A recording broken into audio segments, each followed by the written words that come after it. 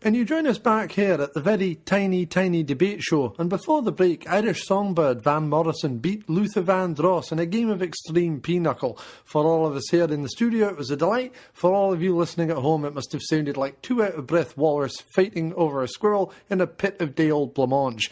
Van, if I may call you that, what conclusions did that lead you to make about the renewable energy crisis? Well, wouldn't I? Well, you know, it's sort of like that. If I told you lately that I love you. Well, if you took, I believe they can, do all sorts of things there. I heard they powered a car completely out of ham, I think. Whatever's possible, I'd have, Gloria, I believe that's how she's spelled, the back of a Tesco's. And Luther, your thesis? Well, next up we have Christopher Walken and Bob Dylan, and they're going to be seeing if there really is an answer to the American healthcare system. They're going to do so while being drowned out by obnoxious polka music provided by the Plumbers and Welders knee-length pants and bobbly hat brass band from Kleinig on the Rhine. Ja, das ist die Liechtensteiner Polka, mein Schatz. Polka, mein Schatz. Polka, mein Schatz. Und da kommt ein Liechtensteiner auf seinen Platz, mein Schatz. Man kann beim Schieben sich in beide Augen sehen. Man muss sich lieben und lieben, Schatz. Oh ja, so eine Liechtensteiner Polka, die hat's, die macht Rabatz, mein Schatz. Der alte von Liechtenstein, ja, der konnte nicht alleine sein, nein, er schickte seine Brote aus, ja, schaut mir nach Musikanten aus und schickte mir jetzt auf, die Musik in die Luft, da wussten wir am Schluss, ja, das ist die Liechtenstein. All right, that's enough. And to end our show, 80s funny man Russ Abbott is going to be fired from a cannon through some framed portraits of Princess Anne. Good night.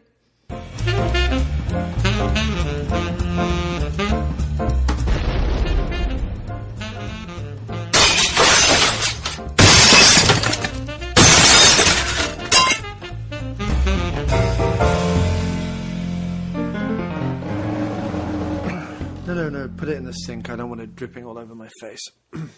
And now on Radio Flange Goblet, it's our special holidays episode of the After Movie Diner. And to present it right, it's coming all the way from Martha Plimpton's left thigh serviette explosion, a charming and festive bistro on the back of a flatbed truck winging its way down the B732 to Upper Groynton, the town which until recently had a large gold statue of Michael Winner in a dress underneath a sign which had only one word written on it, and that word was flapjack. When you arrive at your destination, Martha Plimpton, or a pretty convincing lookalike, will be waiting for you personally to show you the way to our extensive choice of lavatories, and to openly mock your choice of loudly coloured holiday sweater.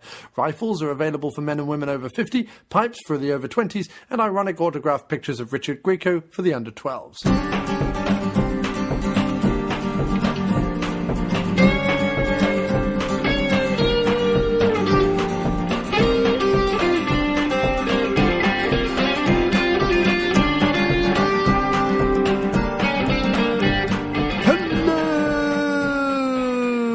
Marvels and Marvelettes, and welcome to a very special episode of the After Movie Diner. Well, every episode I like to think is special, but this one just a hair more. Later on, we'll have a great friend of the show, David DeMoss, on to talk about Iron Man 3, Agents of S.H.I.E.L.D. and Thor The Dark World. But first up, we're very honoured to have the man behind the music for those films, Iron Man 3 and Thor The Dark World, as well as the Expendables and Fast and Furious franchises, Bubba Ho-Tep, John Dies at the End, and a whole host of unforgettable scores. The After Movie Diner is proud to present a conversation with Brian Tyler.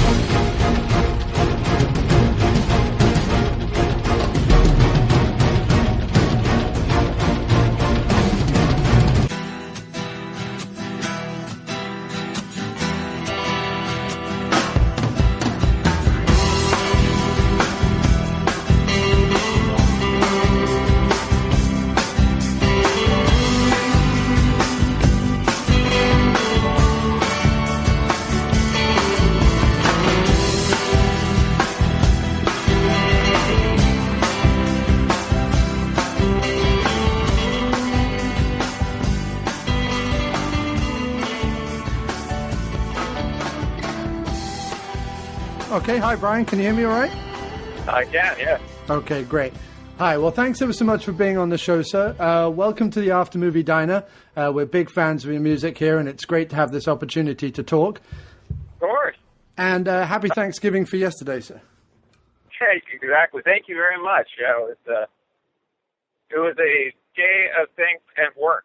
So. Yeah, you're a busy guy. You've always got about 4 projects on the go, according to IMDb. Yeah. Anyway. I mean, I'm just leaving conducting just recorded orchestra for a Hawaii Five-0 episode. So just leaving that right now.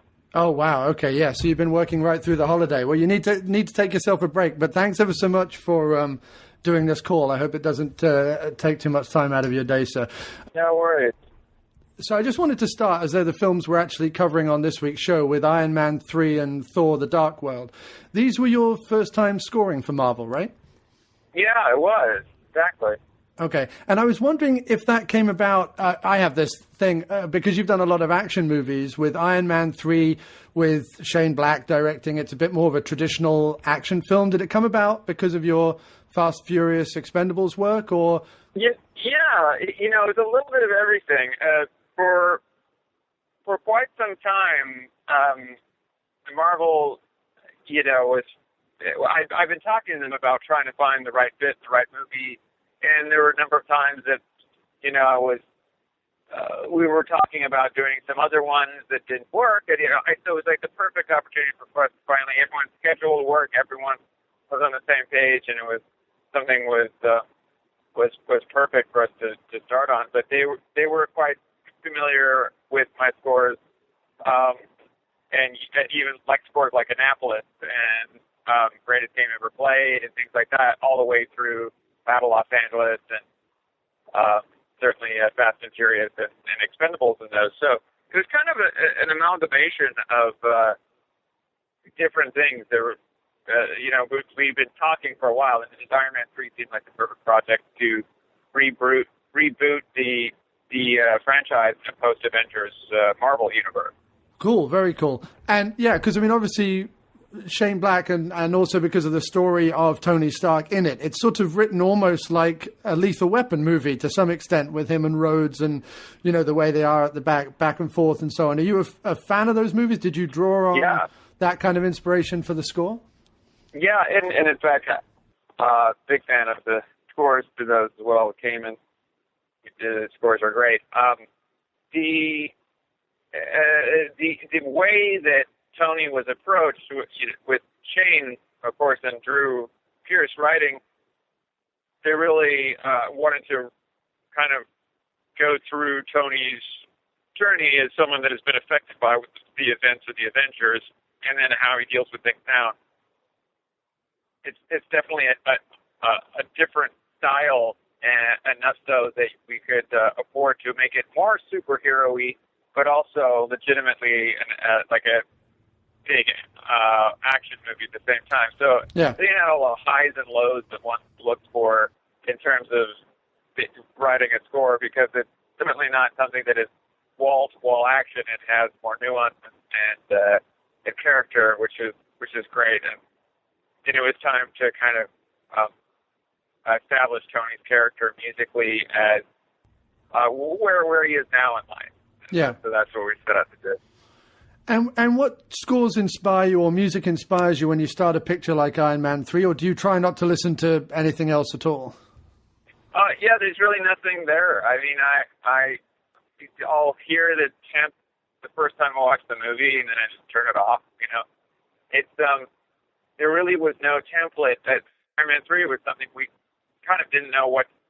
Like, there was no template to even tempt in, because it needed to be something that was very human, in the sense that he has this kind of a snarky, wisecracking, clever attitude, you know, this playboy about town kind of Tony Stark vibe.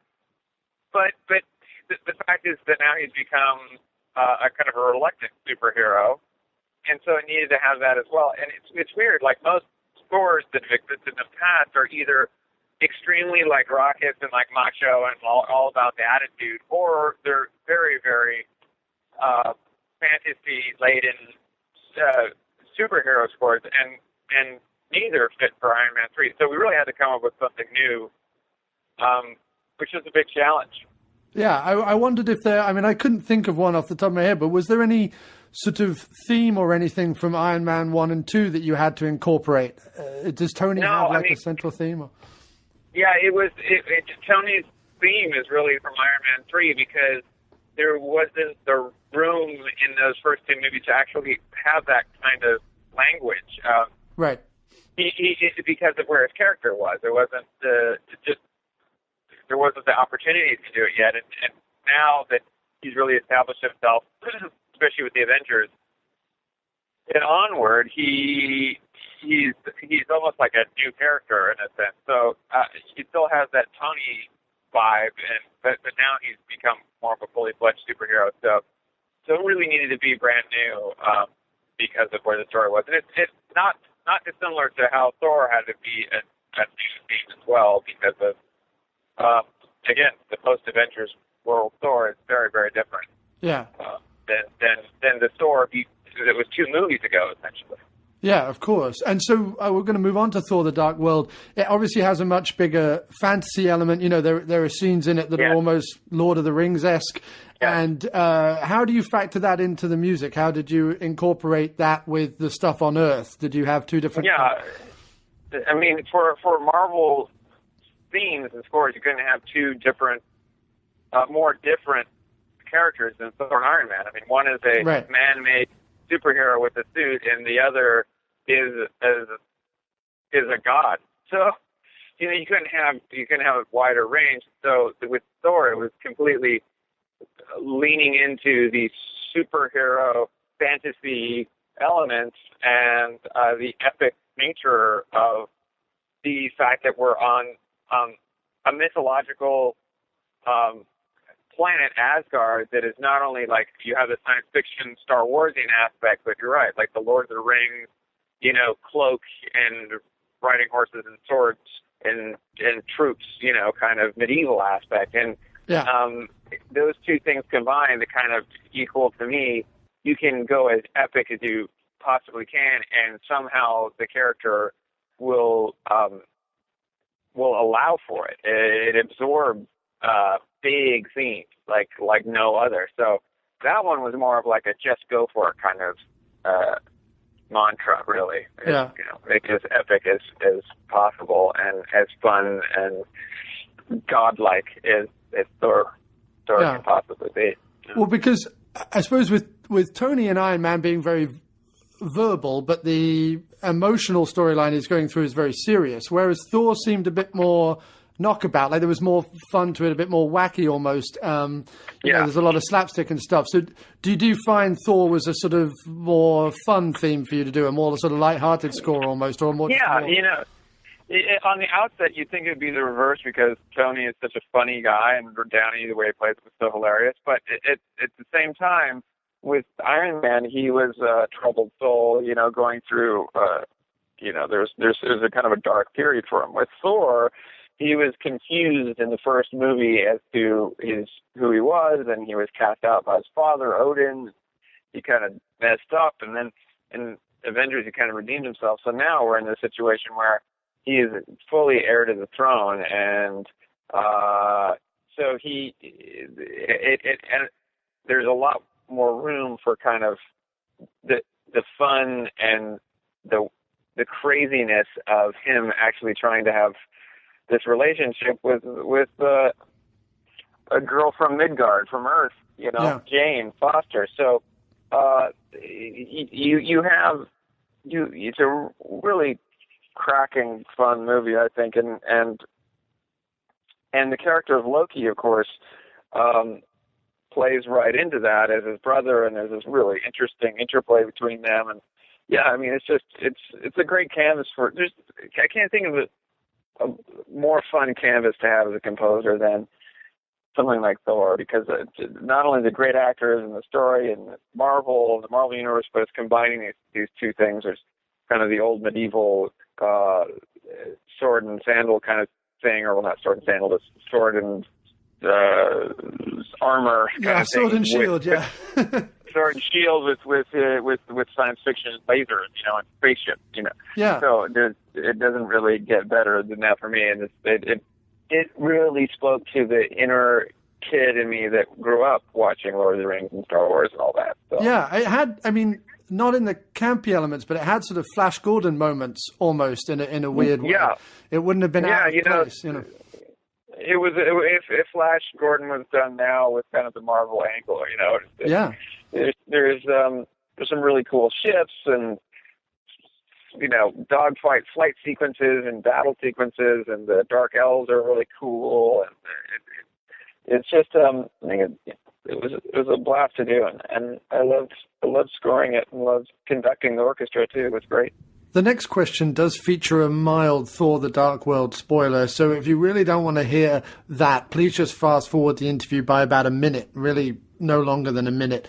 It's just it wouldn't spoil the enjoyment of the film, but it's just a little thing. If you didn't want to know it happened, please do just fast forward the next question by about a minute. Thanks. Yeah, I thought the movie was great. I thought it had everything in it, and I just wanted to say just quickly the scene, obviously, and we do spoil it in the show, but I wanted to let you know that the scene where his mother dies and they had the funeral, as much of a spectacle as it was, I thought it was so nicely downplayed, and although it was a big spectacle, and everything about it was subtle. There wasn't a lot of histrionics or whatever. It was just done so beautifully. It was very touching. I loved it. I thought you did a grand job there. Oh, thank you very much. I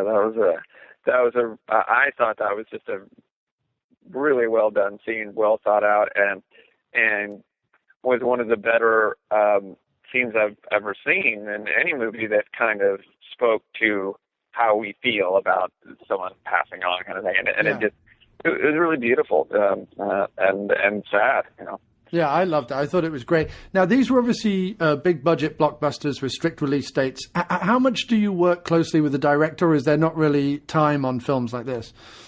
Oh, yes, there's time. I would go back and, we discuss how to achieve what we wanted to achieve in the scene, and both Shane and Alan were very specific in what they wanted. It's not musically specific. They would tell me emotionally what they wanted. Yeah. And so it was really great being able to work with people also that knew scores really well. Yeah. I mean, I remember with Shane we would have kind of competitions over who could, we didn't name that score and on. It's pretty cool, like true movie makers, and same with the Marvel people. I mean, from top to bottom there, Kevin Feige and everyone over there, Lou and Victoria, and I could go on and on. They're people that get it. They get what it's about, and they don't forget what it's like to be a movie fan sitting in the theater themselves. So it's pretty cool, and there is enough time to kind of go back and forth regardless of the schedule, and be able to get exactly what we want. And are you working with Marvel again in the future? Can you tell us? Or there's it's an ongoing relationship. Cool. I always when they call, I'm happy to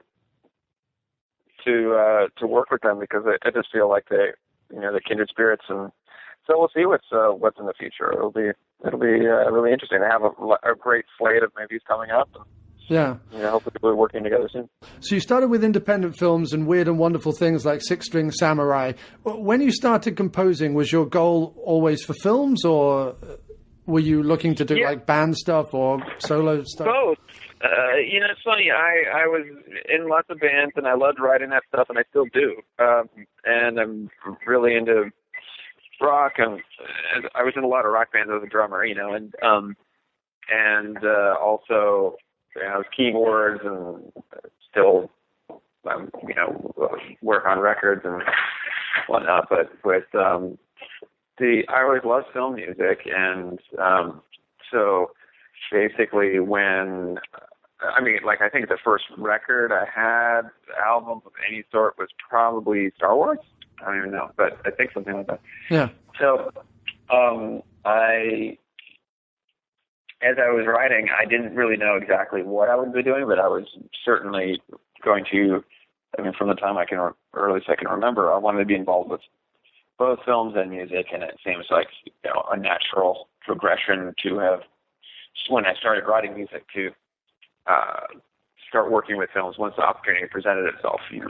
Yeah. But I was writing kind of filmic music long before I was given any opportunity, you know. Right, I see. Yeah. And you scored one of my, I think it's one of my top 5 all-time favorite scores when you did Bubba Ho-Tep. I mean, it really is a fantastic score. So Bubba Ho-Tep. Things. Yeah. What was that? Yes. What was that experience like, and what were the challenges of sort of creating the Elvis-like music, but obviously not Elvis? Yeah, that was one of the, you know, looking back at this, it seems like an almost impossible task to create music that's kind of Elvis-y, but also isn't Elvis music, but also emotional and isn't campy in a way that makes fun of our characters but embraces them. And it was one of those things. I wrote a theme for it and thought that it'd be great with guitar and kind of a choir of, you know, not a refined choir, but more of a kind of just a choir of a bunch of me singing, you know, this kind of men's choir thing. Sure. So, I just wanted to make sure that the character was given full respect in it, and it's not kind of a goofy score whatsoever, even though the movie is kind of crazy and quirky and wacky. Yeah. I was like, well, let's play the music straight because you really do feel for him. He's a genuine person, and so it came about like a kind of an unexpected way. It could have gone in a very, very different direction. Yeah. No, I mean, it's certainly, you know, because of obviously the budget and everything, the music, to some extent, and everything's great about that movie, the direction, the acting, you know, everyone pulled out their A game. But the music, as scores often do to low-budget films, elevates that. And I mean, the one moment I think of is when he says, Mr. President, when JFK dies at the end. You got a lump in your throat. The hair comes on the back of your neck and it's a ridiculous situation. You know, this guy isn't JFK and he's not the president and he's not Elvis, but it immediately makes that moment emotional. It's fantastic. Yeah. When he acknowledges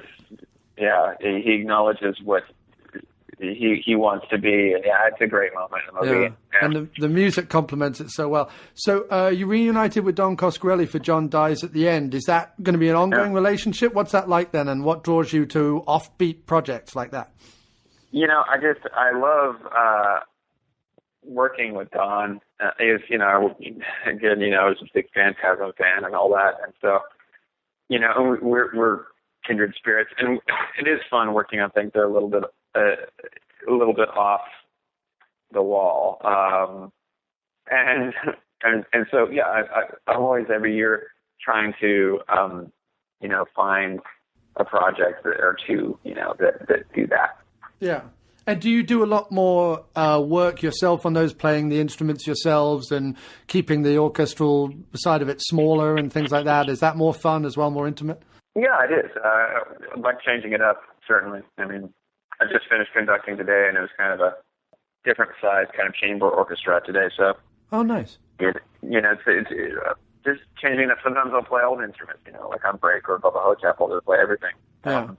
And it's changing up the instrumentation too is always fun.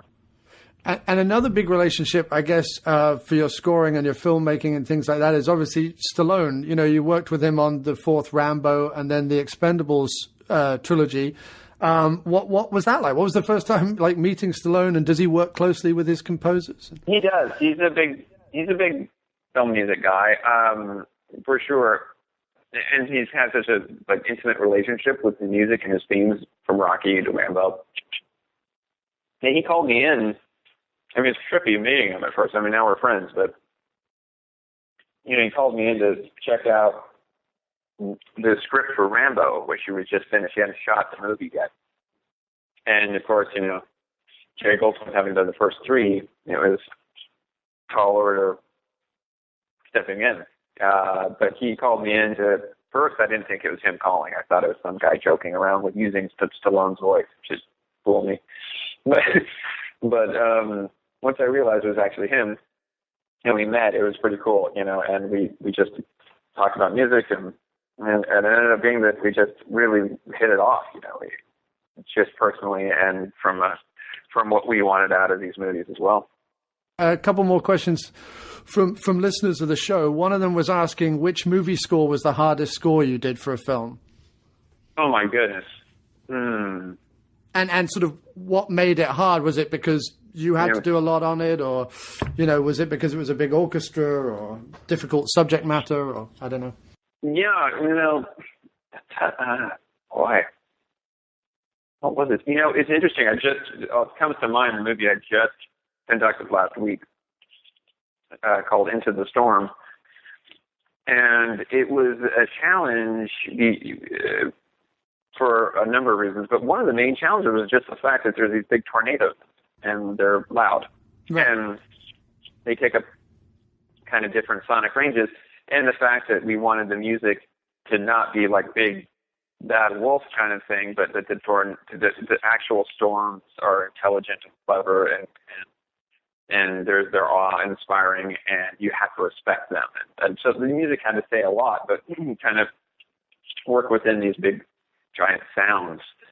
So what I actually ended up doing, and when I started writing, I kind of kept doing things that would clash with the storm, and so I just simply thought, why don't we actually analyze the sound of each scene, the actual sound of the storm, and we'll put it through a scope, and we can see the EQ curve and get a kind of a graphic of it, and then kind of pick what instruments and what range and what key can play at different times. When the storm's really close, it tends to be in this range, and when it's a little bit further away, it's a little bit more like this. And so I completely wrote the entire score around the sonic range of the storm's EQ output. Right. And so the different keys and things that I use throughout the movie is constantly changing, and instruments are changing, and ranges, using a lot of brass, but still writing. So it's kind of a technical obstacle kind of set in front of you right at the beginning. But then at the same time, you have to write this really emotional music, because it's the story of a father and a son, and there's all this tragedy in it, and all sorts of different things happening. So you're constantly kind of, bobbing and weaving. So I would say it's probably the most challenging technically to compose. And it was for a large orchestra. I'm really happy with it. It's one of my favorites. Oh, very cool. All right, can't wait. When does that come out? Do you know? I believe it comes out next summer. I think in the beginning of August, the very beginning of August. But great. Yeah. And one of our other listeners had a question. Well, first of all, sort of, what is your favorite score? Do you have like a favorite score or a favorite composer who inspired you, or? There's a few that come to mind, but I always tend to think of Vertigo and The Empire Strikes Back. Oh, very cool. Yeah, good choices. So, those are very different, but I play them to death, and they're for different reasons. They're just fantastic, and just enjoyable, both as music and how well it works to picture. I mean, neither of those films work without those scores, and certainly any of the Star Wars, but Empire happens to be my favorite. Right, of course, yeah. And okay, well, look, thanks ever so much. Just one last question is just with a schedule as ridiculous as yours and several huge movies and 2 TV shows and so on, how do you keep it all separate, and how hard is it to kind of keep it all new and fresh? How difficult is it to kind of separate that, or do you find it is that something that comes naturally to you? I've definitely built up a kind of resistance to the schedule where I can write under duress. Like composing under duress is just constant. And the thing that makes it the bright side of it is for me, the fact that the subject matter changes really quickly throughout the year as I've gone from one project to the next is why it keeps it fresh. I mean, going from Iron Man 3 to Now You See Me, they couldn't have been more different, you know, and they were right on top of each other. Then Thor was right on top of it. And then, so the fact that you're kind of doing different things at the same time. I was doing Assassin's Creed at one point there during that time, and that was like gypsy music, pirate music kind of thing. So they just are different enough that I can kind of compartmentalize them in my mind, and it keeps it fresh, even though you're getting murdered on the schedule. Yeah, exactly. No, I looked at your IMDb. My mind was blown. I mean, I do a little bit of music, but I couldn't figure out how you would come up with the great scores you do. Well, look, thanks, Brian. Thanks ever so much for being on the show. It's been absolutely fantastic, and glad we could Absolutely. do it. So, and keep No doubt. doing what you do, man. It's really great. We love your music, and yeah. Thank you so much. Well, we'll talk soon, then. Let's keep in touch. Yeah, I'd like to, man. Definitely, I'd like to. Let's talk again in the future. We'll do it. All right. All right. Bye, man. Bye. Till then. Bye-bye. And you can find more information about how to stream and purchase Brian's music, as well as upcoming film projects, etc., etc., etc., over at briantyler.com. Please do search it out and have a look. There's a lot of his music on the site, as well as some great information, photographs, and various other stuff. Check it out, briantyler.com. And now, I saw Thor 2.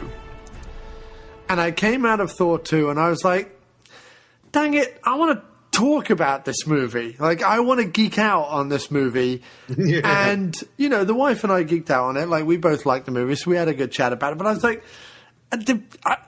you know, when are we going to do this again? Like, when are Dave and I going to get together to do Marvel movies again? Because, you know, we're going to do the Spider-Man thing, and, you know, and then we'll have Guardians of the Galaxy and some other stuff. But, like, when are we going to do, like, the Thor, Captain America movies again? We're not, you know, I'm not going to wait till Avengers 2 to do all that again. And I really want to talk about Thor 2 right now.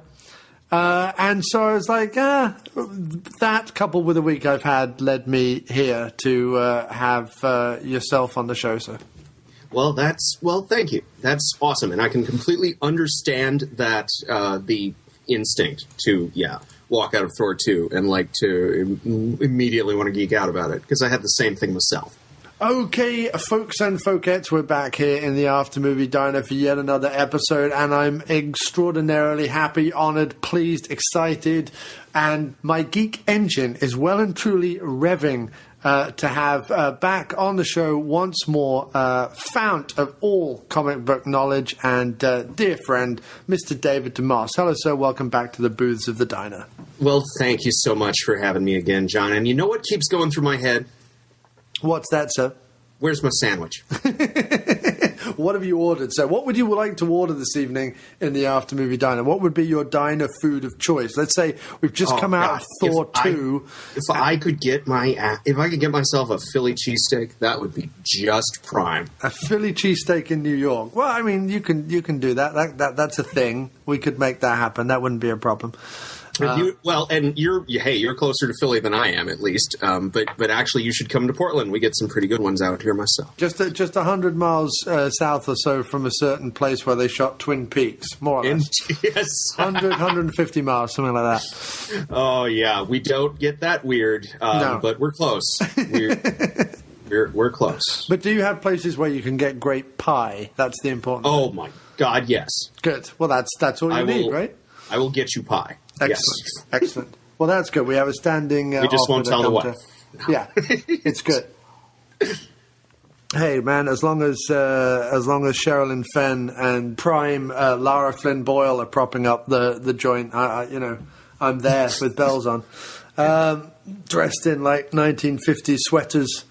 Oh, yes. I'll see what I can do about that. Sorry, I just had a momentary geek out about Twin Peaks then. Not a problem. Not a problem. It happens to the best of us. It does. So what we're going to do this episode is, there's not one big theme. I guess it's the Marvel Roundup of 2013. That's kind of what we're covering.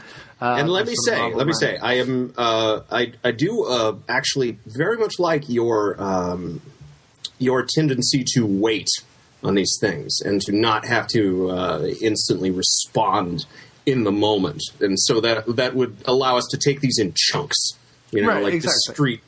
discrete blocks without the pressure of instantaneous reaction. Though obviously there's a reason why we're putting this out now instead of anywhere else because of the latest debut. But still, it's been out for like 2 weeks, and I didn't see it till Monday. But I've at least had some time to process, and I've been editing my episode on it all day, so I'll try not to repeat myself. Oh, okay, fair enough. No, I think I saw it Monday or Tuesday, one of those 2 days that I saw Thor The Dark World. It's obviously not Thor 2, it's Thor The Dark World. But I'm just going to keep calling it Thor 2 because that's a silly, silly title. Well, yes, indeed. But I mean, and it's odd because obviously Iron Man gets Iron Man 1, 2, and 3.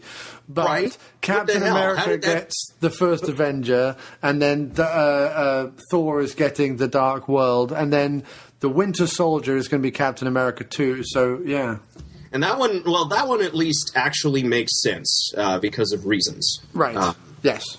Which we'll get to when Captain America 2 comes out, right? Which won't be till April, though. So by the same token, I'm glad that we get to, talk about these two now. Well, this will probably be my last comic book episode of the year.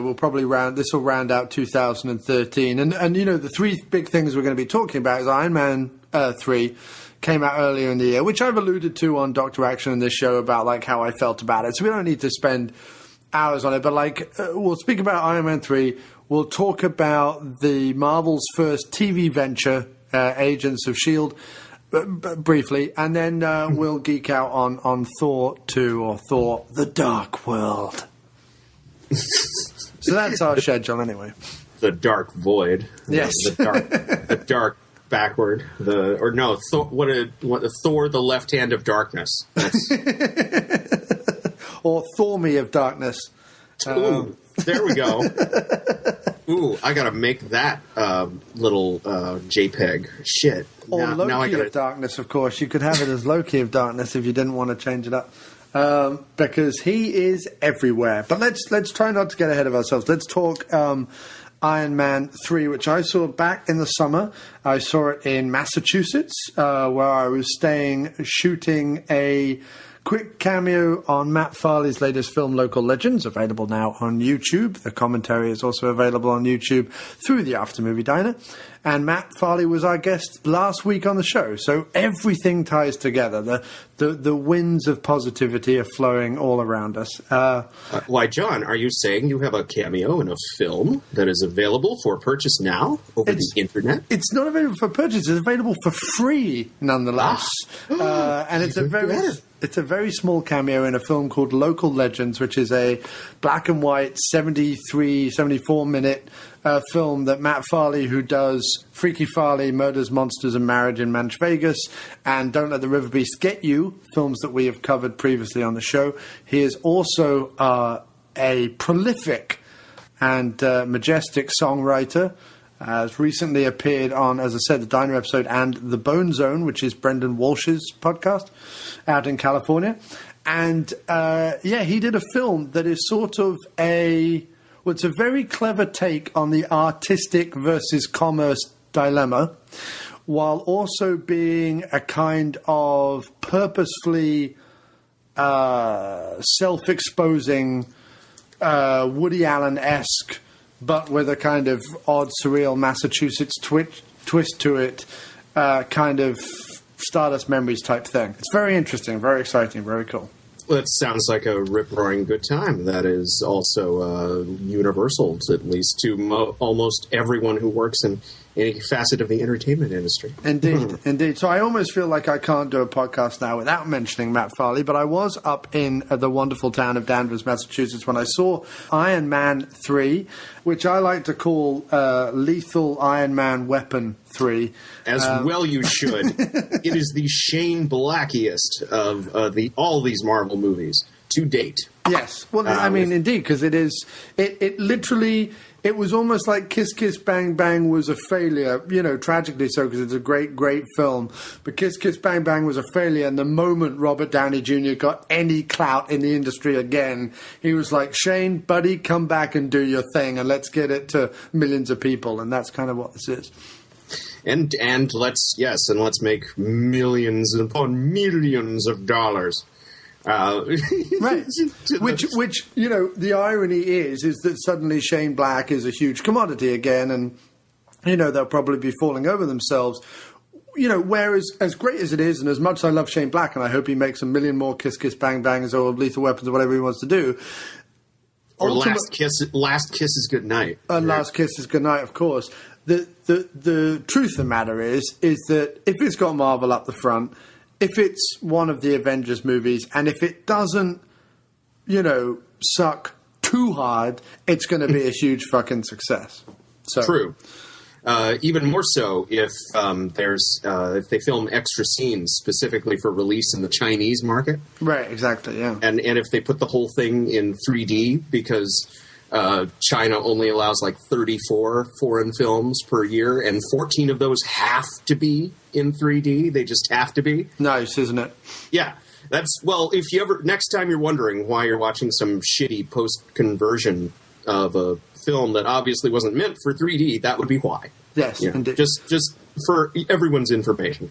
And watching Iron Man 3 now for like the third time, I finally caught the Chinese Heart Doctor in the prologue. Yes. He's on screen for like a half second. He's the guy Yinsen is trying to introduce to drunk Tony. But if you blink, you miss it. And I blinked those first 2 times. Yes. But no, I picked this up on Blu-ray when it came out as well. So I have the nice Blu-ray 3D edition. So I have all the bells and whistles. And it's a great Blu-ray. I definitely suggest people go out and get it. What would your take? Because me, that I love the balls to the wall 90s action silliness. That I'm already my ticket was bought and paid for the moment the words Shane Black were announced. Got a lot of apologies to make.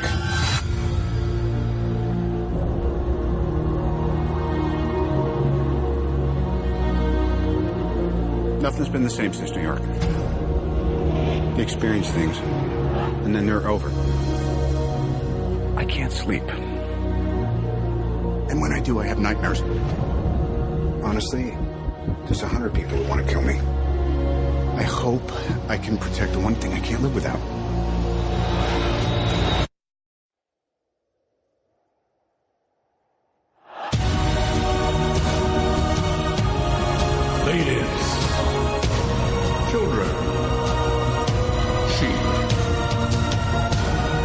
Call me a terrorist. I consider myself a teacher. Lesson number 1. Heroes. There is no such thing.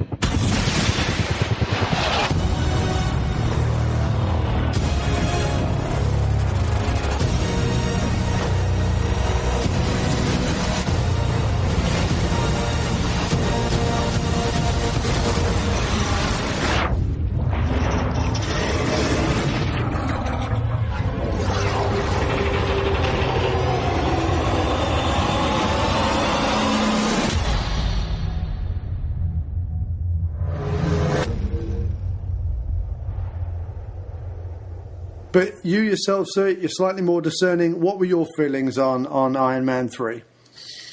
It was, it was better than Iron Man 2. Thank Christ. Well, everything's been better. I mean, everything apart from the Hulk movies have been better than Iron Man 2, more or less. Well, yeah. But with this one, I was especially, that was my primary concern going in. And to get there and to, even before we got there, we were fascinated.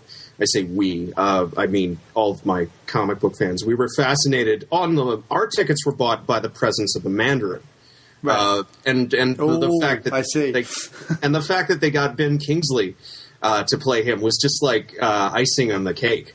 Because it's Ben fucking Kingsley. I mean, right. Shit, you call a Brit, and it kind of Mandarin is one of those interesting characters. He's been very plastic throughout his 40-plus year history for obvious reasons. I mean, he started off as a bald-faced yellow peril stereotype, and every writer that gets a hold of him since has tried to, like, edge away from that somehow while still kind of keeping the details in check, or they've completely given up and just said, fuck it.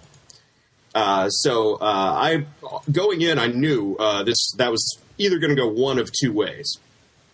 So, and this hopefully will surprise you, I did not have the instantaneous negative reaction that so many of my brethren and sisterin did to the final reveal of the Mandarin's true nature in about 2/3 of the way through this movie. Yeah. My real criticisms for it would be just on the basis of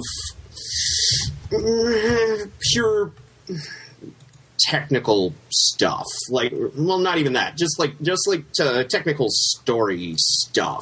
As usual, the villain plot in these, and this has been true for most of these Marvel movies, I think. As usual, the villain plot is really kind of lame. I mean, the plot itself amounts to, is Iron Man a bad enough dude to save the president?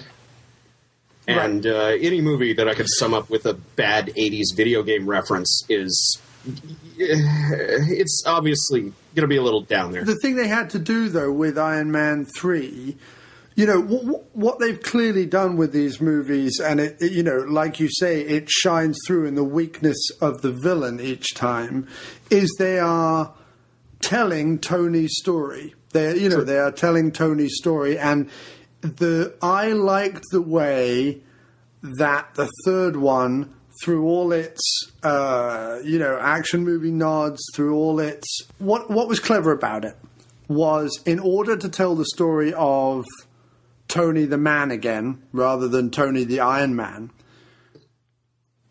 Shane Black is almost perfect for it, because if Shane Black makes a movie, he doesn't want a lot of CGI, and he doesn't want people running around in suits. He wants, like, guys. You know what I mean? He wants, like, guys doing stuff. So Indeed. it's almost like... The more unclothed, the better.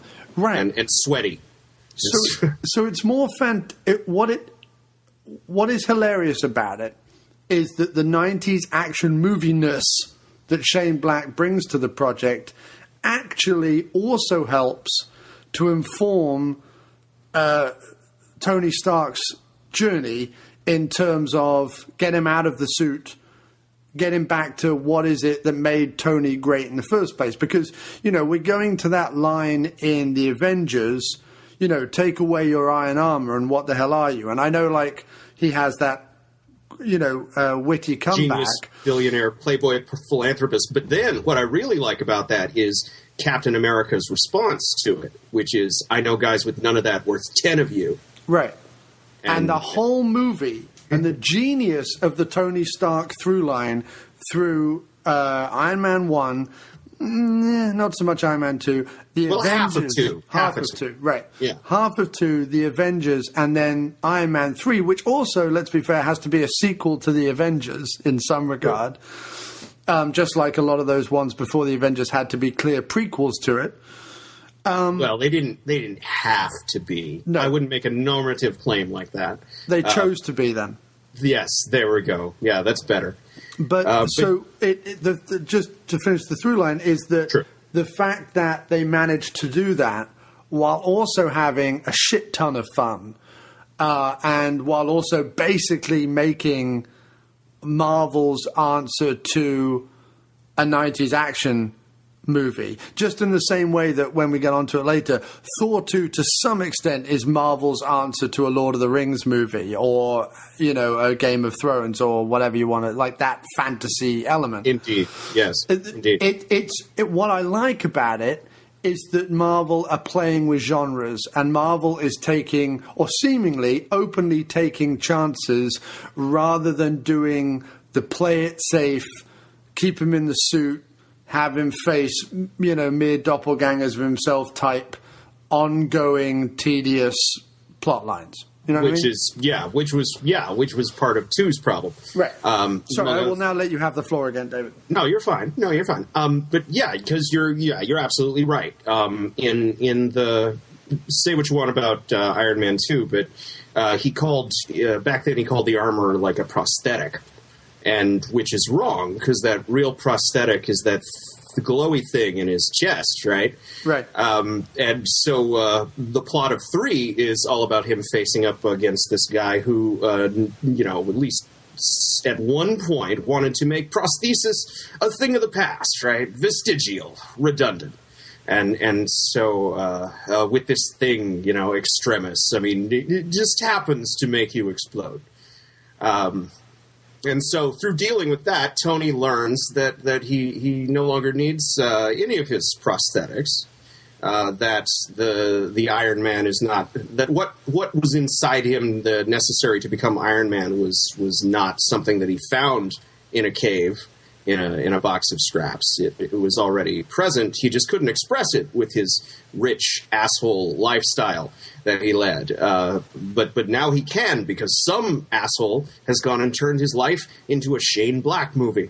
So everything's getting, everything's blowing up, and there's a terrorist after him, and everybody getting kidnapped and tortured.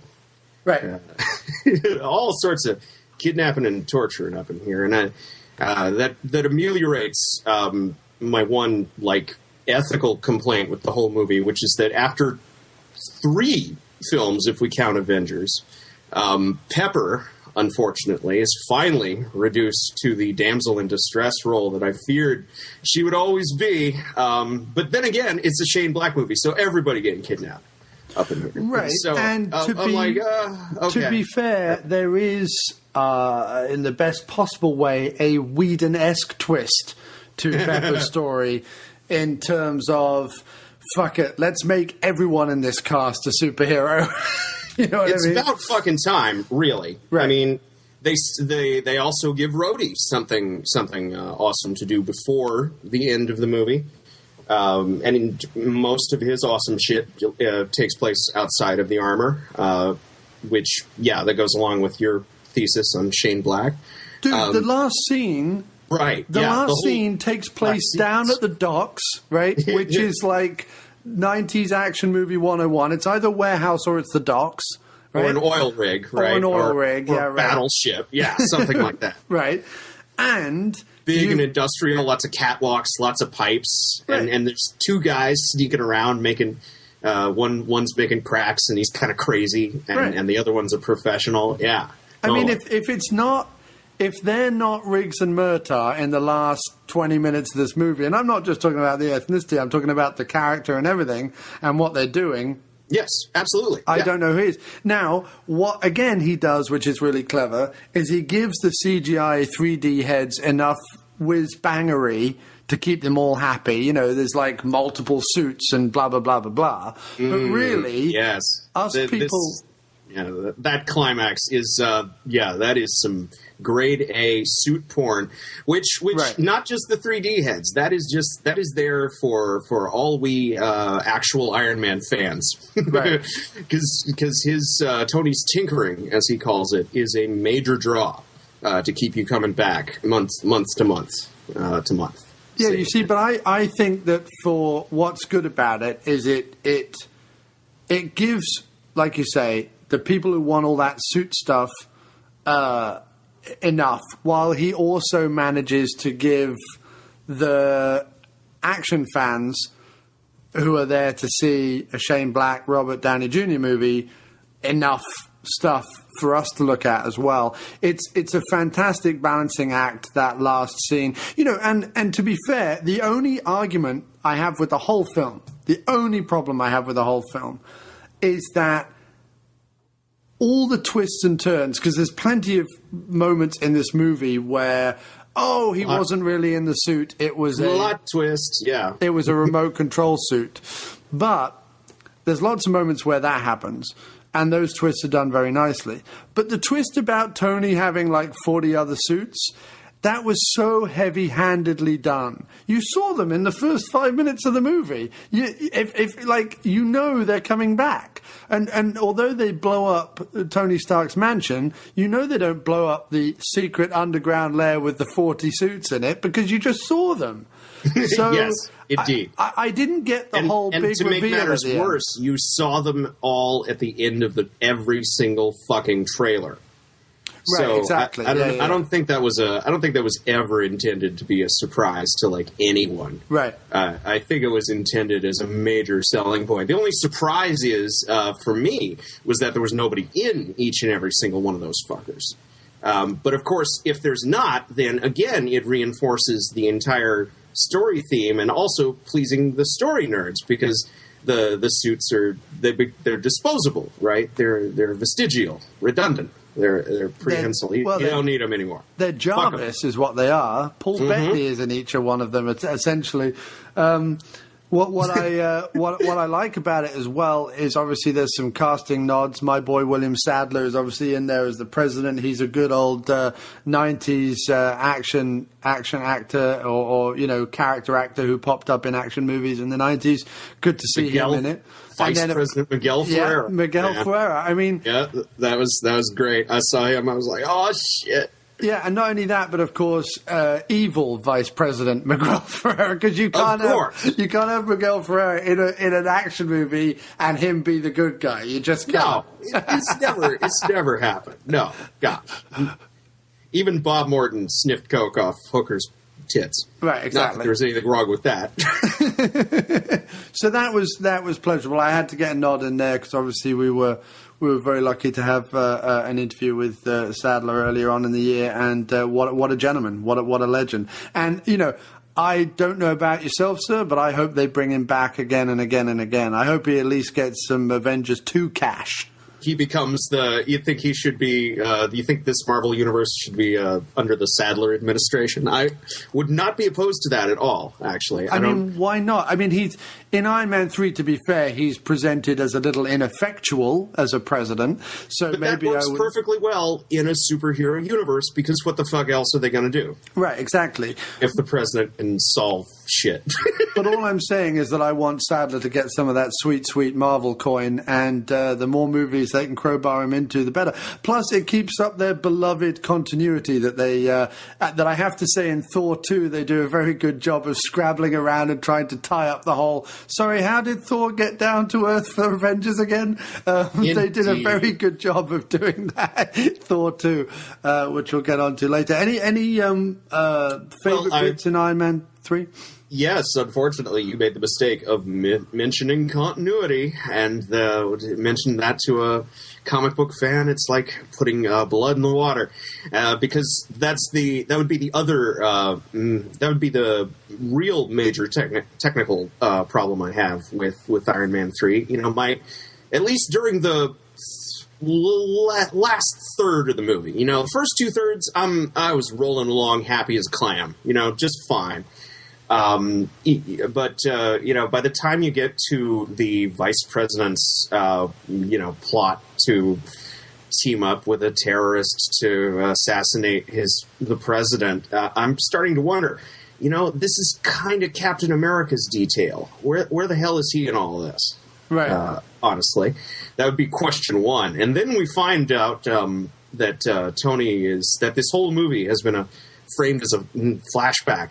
And Tony is telling or trying to tell to Dr. Bruce Banner, and I'm wondering, okay, where the hell has he been this whole time? I mean, it'd be real convenient to have a Hulk sleeping on your couch if you call out a terrorist mastermind on live TV in front of the hospital where your comatose friend is staying. What I would argue, though, I mean, surely because they've done this in comic books, they've had, they have the Avengers comic books, but then they also have the Iron Man comic books, and they have the Hulk comic books and whatever. And sometimes the Hulk, joins forces with other people and other things in the Marvel universe that isn't the Avengers. And sometimes, I understand the argument. Because at the end of the day, It's like at the it's not even really an argument. This is just the things that go through my head. Right. The argument is like, what bad threat could any single one of them face that they couldn't just pick up the phone and say, "Excuse me, Captain, and excuse me, Hulk, could you come down here and help me out?" You know what I mean? If they've defeated Loki and a swarm of intergalactic, alien beasties, really, then anything should be fair game.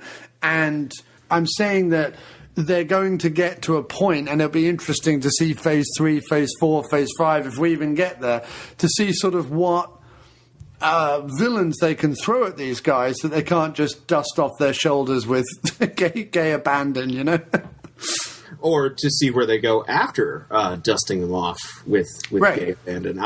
We comic book nerds have some idea of whom they're going to be facing, but as well, Iron Man 3, for example, tells us our ideas of what these characters are and what they'll be on screen are not always correct. More often than not, they're not.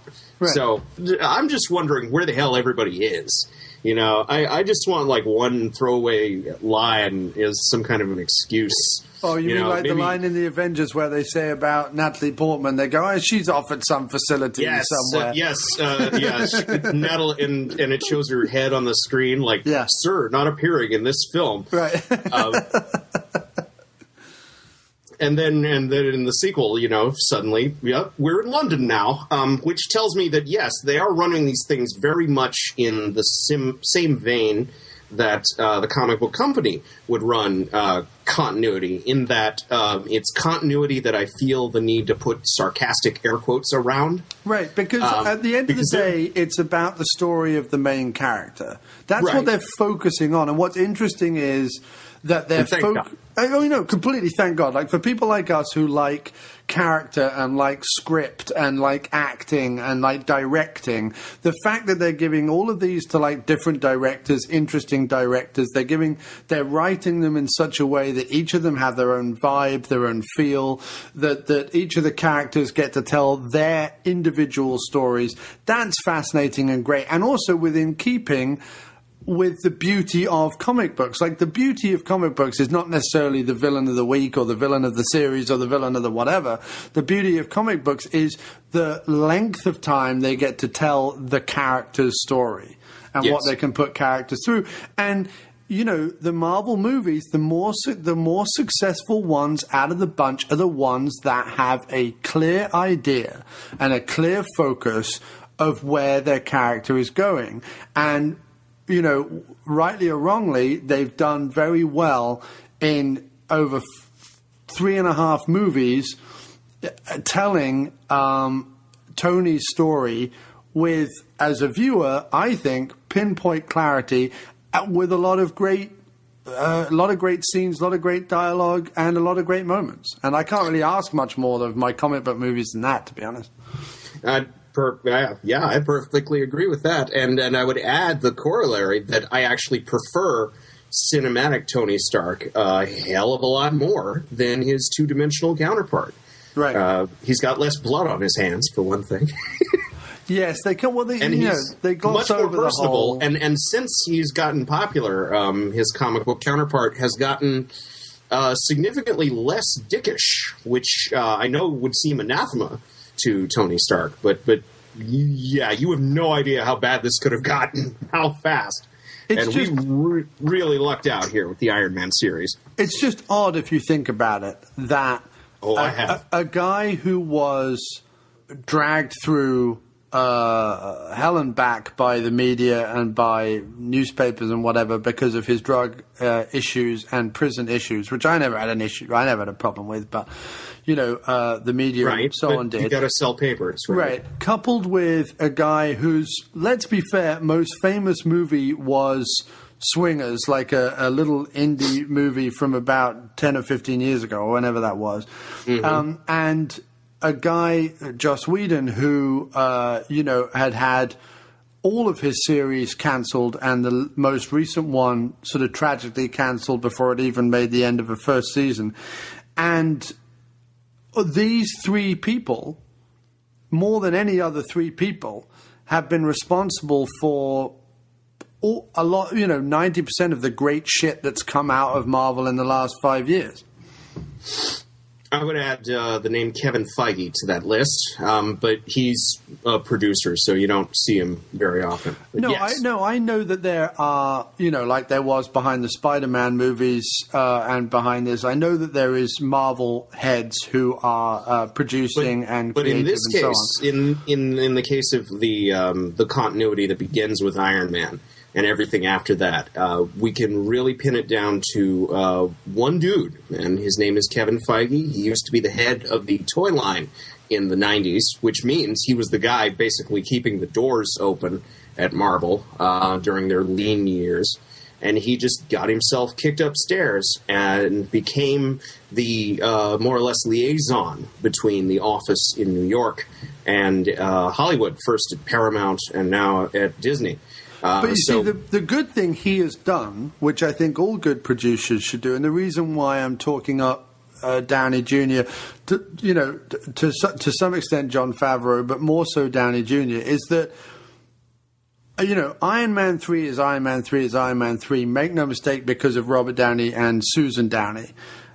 And the pull and the sway and the power and the ideas and everything else that they've been able to get because of the success of the first two and the success of the Avengers.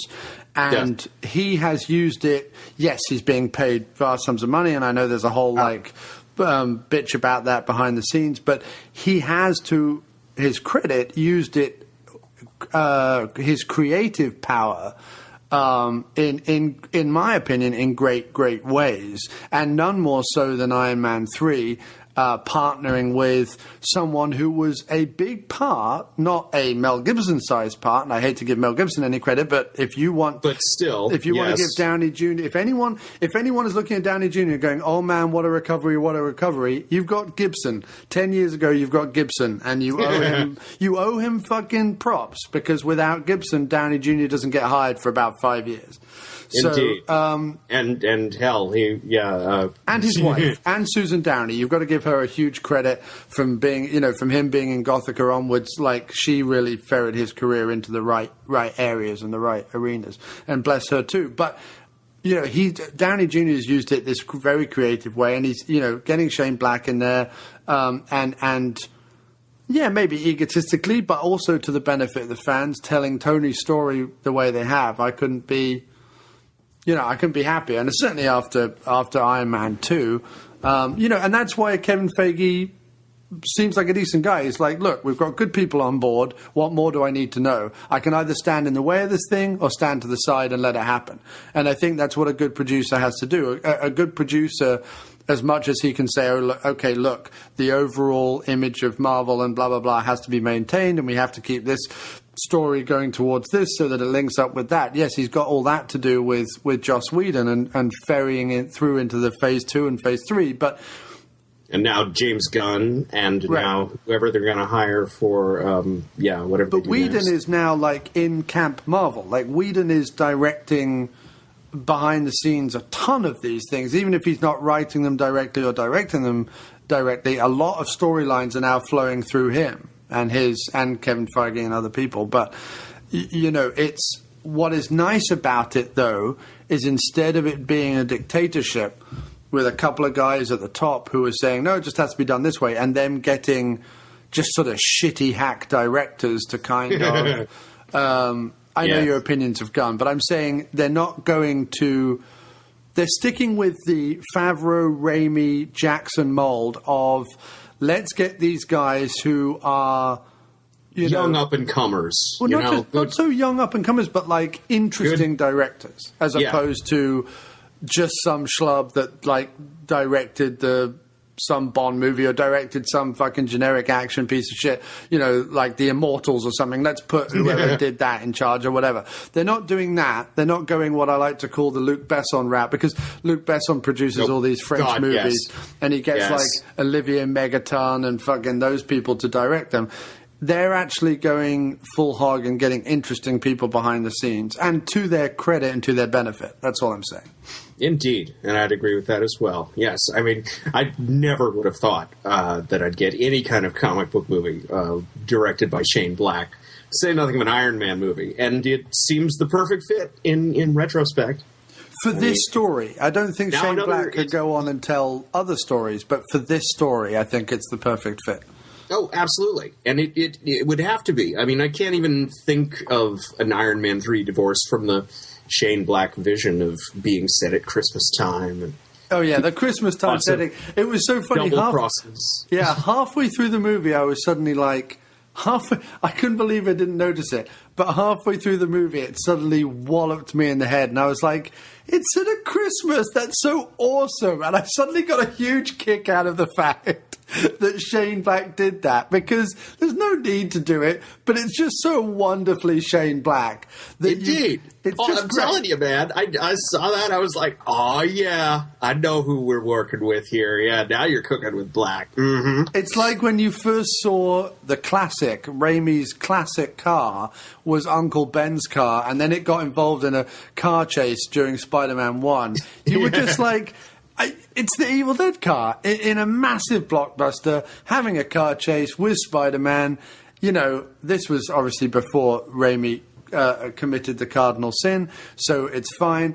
And it's still fine because the emotion holds true. Yeah, my hair on the back of my neck was just like, it's the fucking classic, man, with Spider-Man in a car chase. How awesome is that? Indeed, and in this case, yes, Shane Black's directing an Iron Man movie. What was your feeling on the kid thing? The whole kid storyline. I was afraid you were gonna. I was afraid you might ask about Haley, not Joel Osment. Right. I don't know. He was okay. I'm like, he gives Tony good setups. That's pretty much what. You could say the same of all of the supporting cast. But what's interesting is they cut that whole, although he does mention it in the final movie, they cut the whole bullying thing, because there was a whole bit where the bully that has been bullying him shows up when the water tower melts and demolishes, and Haley has to save him, and Downey has to save the bully that's been bullying him, and there's this whole thing, and they cut all that out, thankfully. Because who gives a shit? I had not. That's interesting. I wonder why. Oh, because it would have completely killed the pace of Act 2. That would be why. That's entirely why. The other thing, the only thing with the kid storyline that I was like, is the fact that at the end, the Iron Man suit is suddenly built again. When did that happen? And did the kid do it? And who did it? And how did they do it? And when? Because Tony seems to spend most of his time in Bedford Falls. I'm going to call it Bedford Falls. He spends most of his time in Bedford Falls fighting with glowy women in diners. Or like, saving people from falling water towers. I don't remember him spending... I know he goes to the supermarket and buys up a lot of stuff, but I don't remember him, actually doing any work on the suit.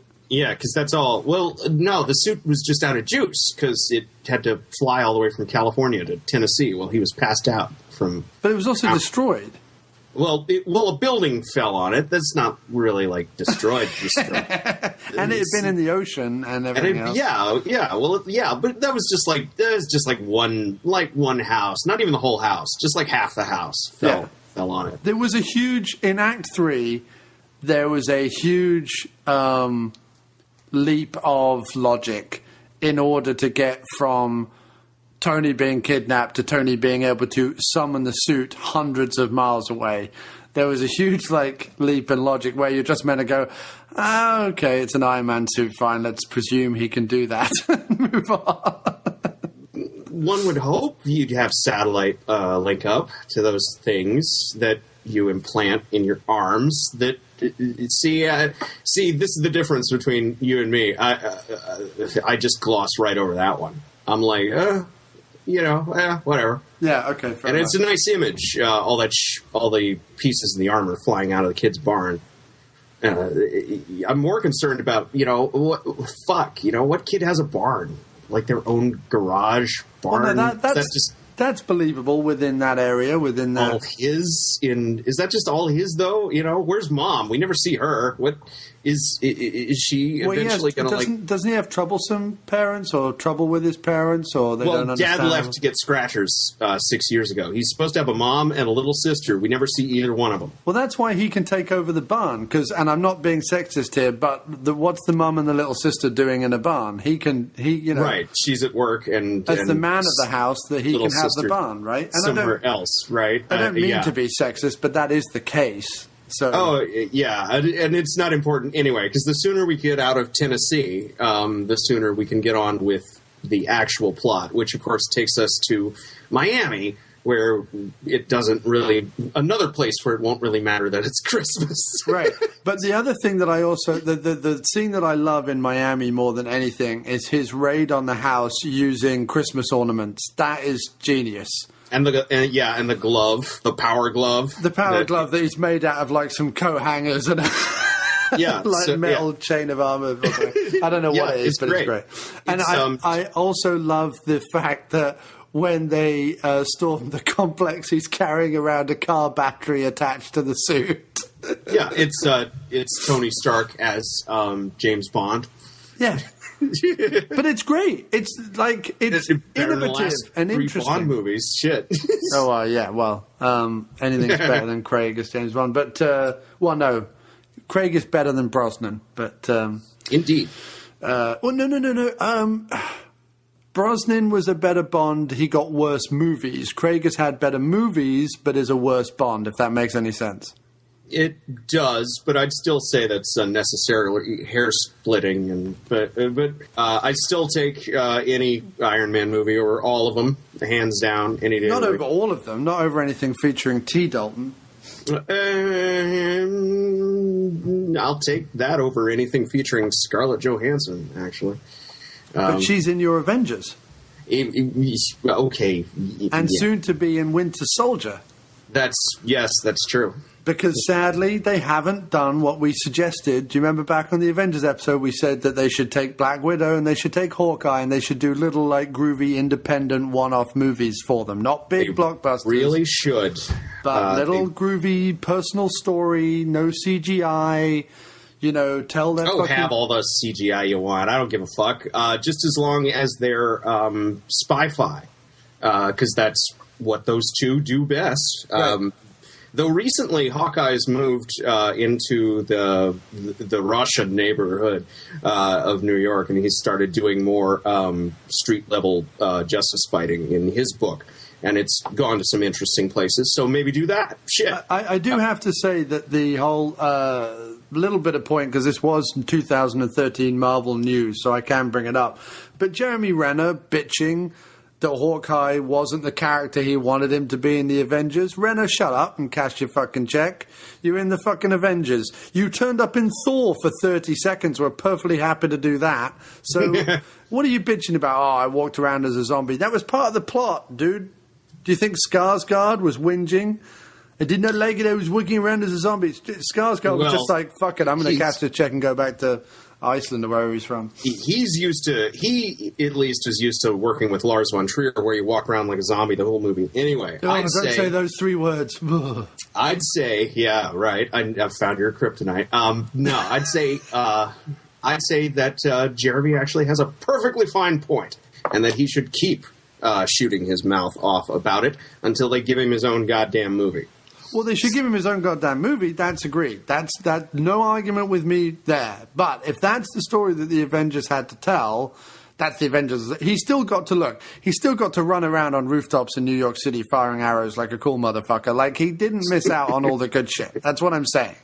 And he got his weepy, meaningful scene with fucking Johansson. So, like, we can't go around, the first act. Okay, the first act, nobody did anything. So stop talking. Like, the first act is all set up. Shut up. By the second act, where the Hulk is running around and you're fighting Widow and all the rest of it, you're back in the fray. Stop complaining. Seriously. Well, in the first act, though, he got to pull a straight up heist, right? Complete with. Exactly. He got to hang out with Loki and his boys. Thing, and that fucking eye scanner thing. That, sure. Yeah. Yeah. So he. All I'm saying is, I don't want to hear people who get to be actors in Avengers movies. I don't want to hear anyone complaining. That's all I'm saying. Now, in terms of paying them and the pay disparity and all the rest of it, then I'm totally on the side of everyone should be more or less getting the same kind of deal. Right, However, and I'd heard Downey used his newfound powers in order to swing that deal for his fellow cast members. I heard that he was holding out on Iron Man 4 and 6. Avengers 2 based on that, but I have not heard that they've definitively come back and agreed to pay them any more. Well, So I doubt that they would. I doubt that anyone would make that news public. Jesus, that wouldn't benefit anyone politically. Now, what? No, but Downey, as far as Downey's, and that's the other genius thing, and we'll round off our talk on Iron Man 3 here. But the other genius thing about the end of Iron Man 3 is it is Downey going, there you go, there's your trilogy, there's your lot, I can walk away from this and I never have to come back. But equally, he can come back and he can come back and be Iron Man again. But at the same time, he can leave at the end of Iron Man 3 and never have to be back as Iron Man again. Because it's done. He's told his story. We move on. And that's the genius of the way they did it. And they can back a truckload of money up to his house, which is probably what they'll do. But he wants them to back a truckload of money up to the other Avengers houses. That's what he wants. Indeed, if what he said is to be believed. And that's a damn fine thing he's doing, which I completely salute. And yes, and the end of the movie, let me tell you, because of the way it ended, caused no end of confusion among the comic book fans, at least in my circle of friends. I got it in one, but everybody else was like, so is he no longer Iron Man anymore? Is the things out of his chest? What the hell? And I'm like, dude, it's metatextual politics. You got to deal with this shit now. That there's like $1 billion at stake every year. So this is how it's going to be from now on. Boy. Right, the suit can still have it in though. It doesn't have to be powered by his heart. Oh hell, and Don Cheadle will certainly, I'm sure, sign up to be in Avengers 2 should they call upon him. Right. He should get his own fucking movie too. I always loved War Machine for various reasons. But let's see. Besides that, any further points on Iron Man 3 before we leap into Agents of S.H.I.E.L.D.? Nope. That's about it. Decent movie. Yeah. Decent movie. Yeah, I give it a 4 out of 5. I loved it. I thought it was great. Nice to see Shane Black. There are some things that I wouldn't have done. I think the middle is a little sloppy. I think that the kid thing is a little odd. But I'm liking that. And we'll get on this with Thor 2 as well, but I'm liking that Marvel's kind of having a bit of fun. Like, they're kind of doing a bunch of different stuff. I don't mind that. If you're taking the odd risk, if some pay off and some don't, I'd rather that than just, no, our focus group said this plays well, so we're going to do this. I'd much rather what they're doing than the alternative, Well, it's the beauty of a shared superhero universe in that it can literally contain everything, every genre, any color you like, take it or leave it. You got your spy-fi over here, you got your high fantasy over there. You got your, whatever you want. You got it. Oh, and I will say one thing, and I'll say this definitively. I will take the Iron Man trilogy, even with the sloppy second one. I will take the Iron Man trilogy over Nolan's Batman trilogy any day of the week. Sorry, guys, but I will. I accept your apology. Because the Nolan Batman trilogy, there's one great film, one average film, and one terrible film. Whereas in the Iron Man series, there are 2 great films and 1 mistake. Your show. So that's what I think. Because I'm sorry, man, Dark Knight Rises. Well, it's okay. You can be wrong. It's fine. I'm not wrong. But, and you're not wrong, because we're just opinionated, so it doesn't matter. And opinions are just that. So no one's wrong. And that's the beauty of the diner. Let's move on to Agents of S.H.I.E.L.D., or as I've taken to call it, Agents of...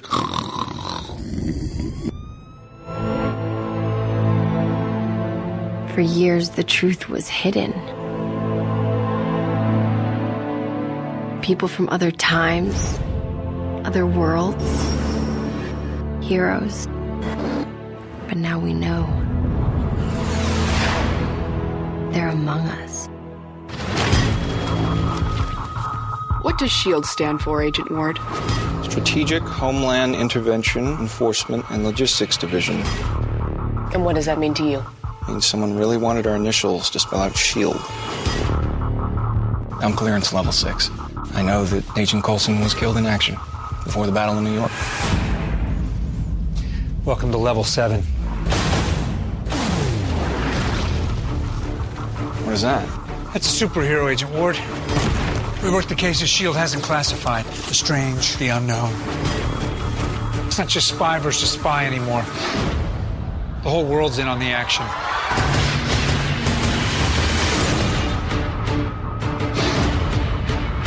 You're in danger. What do you mean danger?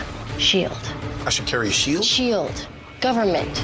Scary men in dark suits who come after guys like you. Is that who I think it is? She's just the pilot. Melinda May is just the pilot. Fitzsimmons? Fitz. Simmons. I'm engineering. She's biochem. It's not of this earth. We will rise against those who shield us from the truth. And nothing can stop us in the... Hey. There are 2 ways we can do this. Oh, it's not been the easy way. No. I'm not exactly a team player.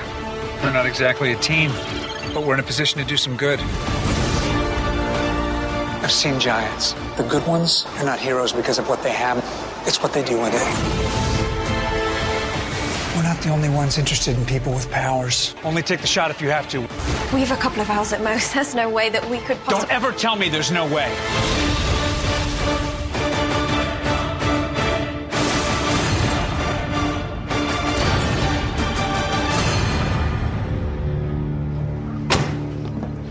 Don't touch Lola.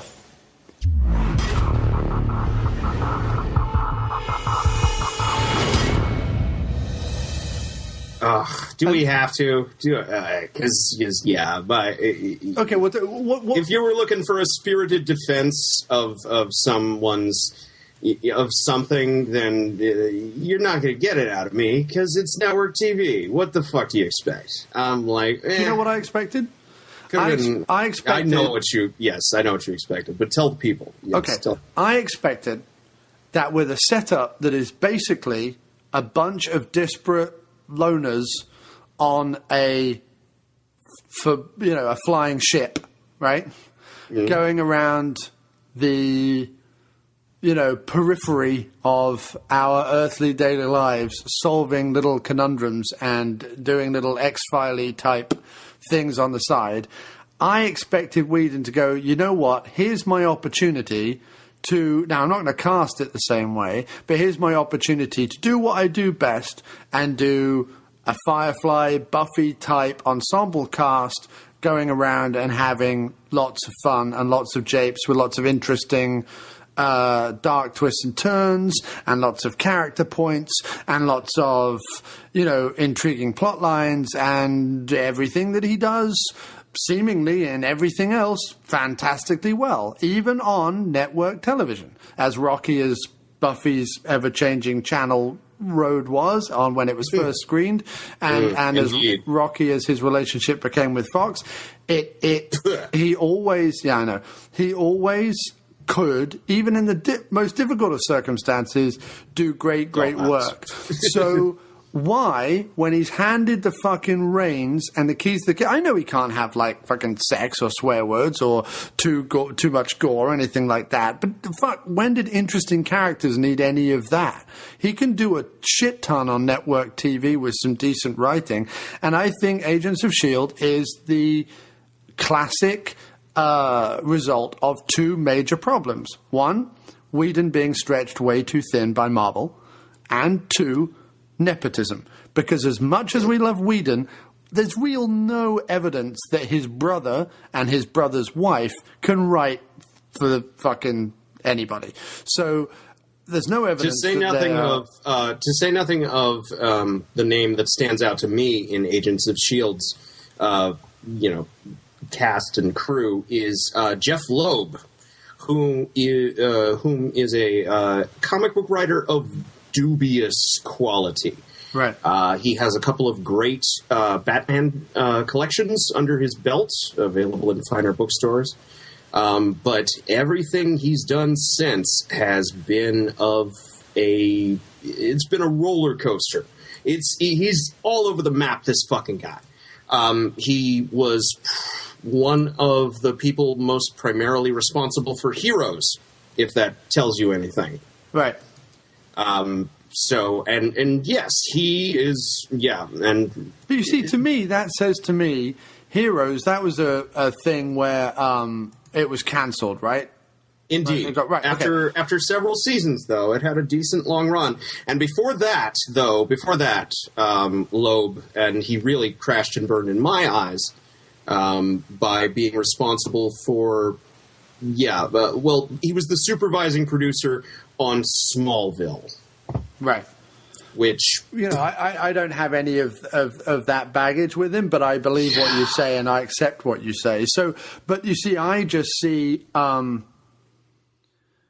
I think everyone was like, yeah, Whedon's doing another TV series, only this time he's going to get the fucking keys to the kingdom. And I think we're all duped in that. That clearly wasn't what Agents of S.H.I.E.L.D. was. He was there at the beginning. He was the face of it. He did the first episode. And then he went, bye, brother. I'm off to do whatever other 500 things I've got to do for Marvel.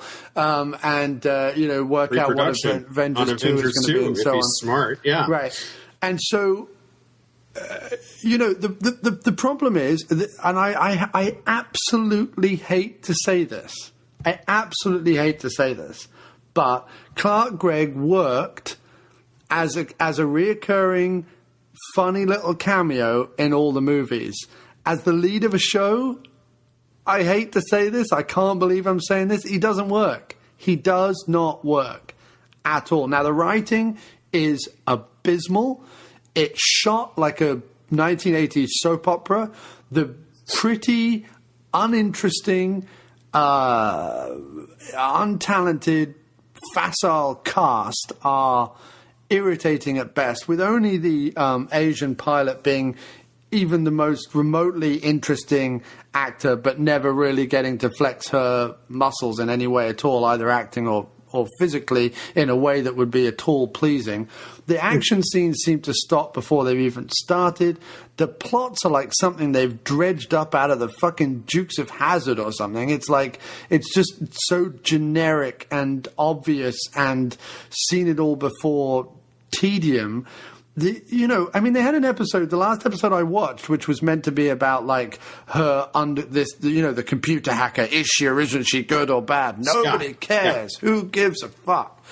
Snoresville. But anyway, her, the implausibly attractive computer hacker, had an implausibly handsome computer hacker boyfriend. I'm like, no.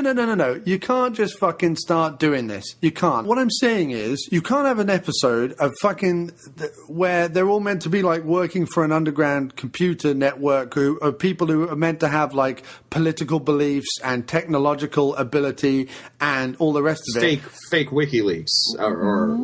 Yeah. Well, I can't believe it's not WikiLeaks. Well, it's meant to be anonymous, like the fucking V for Vendetta crew. It's meant to be those guys.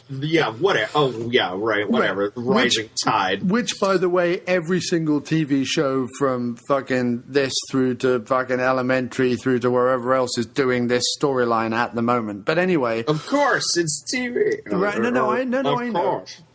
But, of course.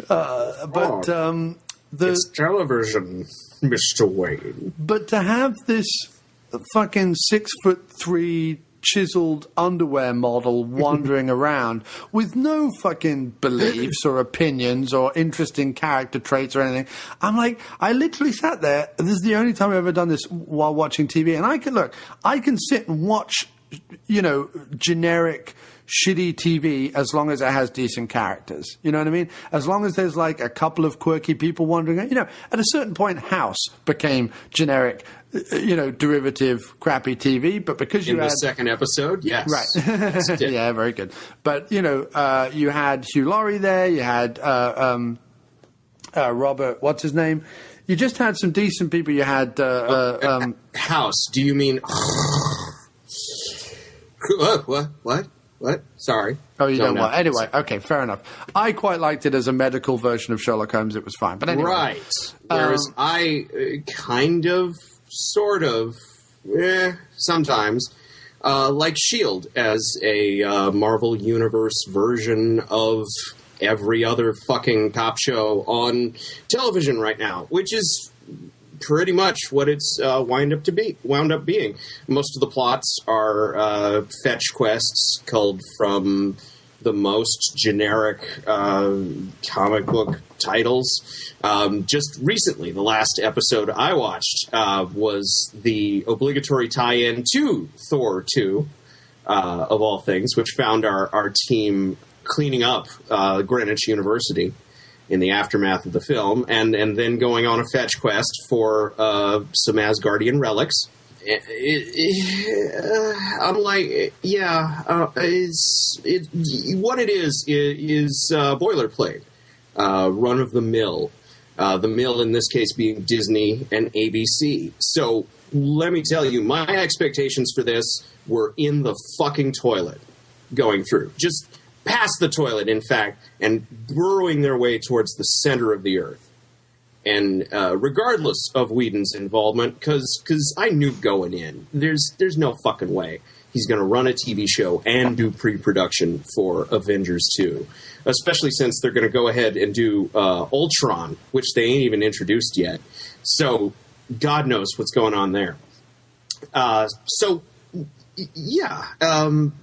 expectations were completely exceeded, obviously, by the fact that it does not outright suck, not to the degree that so many of the shitty cop shows on TV do. See, I would argue that it does outright suck, and I would say that it is, even with low expectations, well below middle of the road.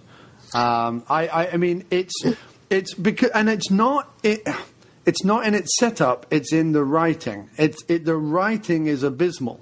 I mean, just abysmal. It could have the 80s soap opera production values, and it could have the pretty people wandering around if you wrote them anything half fucking decent to say or do. In fact, fuck doing. If they just wrote them something decent to say, that at least would save it. Because look, what's Buffy? Buffy is a bunch of pretty people wandering around dealing with generic monsters that we've seen 100 times. No one's kidding anyone that is like high art. But he put shit in their mouths that you wanted to hear people say. And that's the very minimum I expect from something like this, is that out of their mouths will come something I could give half a moldy turd about occasionally sometimes. But I sat through the first 6 or whatever episodes of it was, and I just wanted to eat a bullet. I mean, it was so abysmal and just, just shockingly, I couldn't get behind any of it. I don't care about the pretty tortured boxing dude. I don't care about the pretty tortured hacker. I don't care about the goofy European, probably slightly effeminate fucking scientists. I don't care about whatever happened to fucking... Some of the people I follow, they call them the European Wonder Twins. Right, they're just tedious.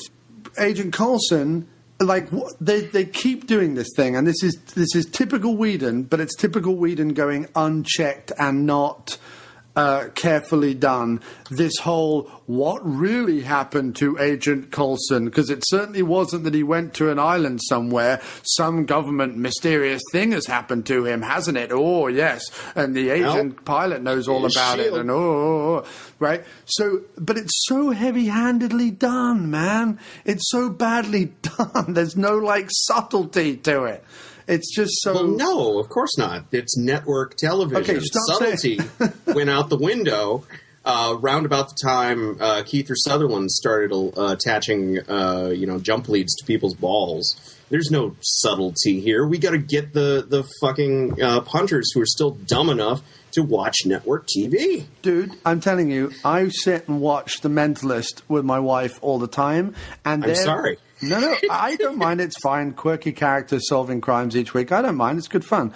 But I have to say, there are better, more brave, better written, more exciting, and more subtle and interesting things going on in that show than there ever was in Agents of S.H.I.E.L.D. And I'm not even kidding. And you know that I love good writing. And you know that I love all the stuff that I like.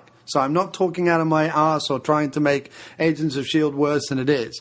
I'm saying that something that most people would look at as a, middle-aged housewife's pursuit of TV, something throwaway like The Mentalist, has more interesting, subtle, inventive, dark things going on in it than Agents of S.H.I.E.L.D. And that just shouldn't be the fucking case.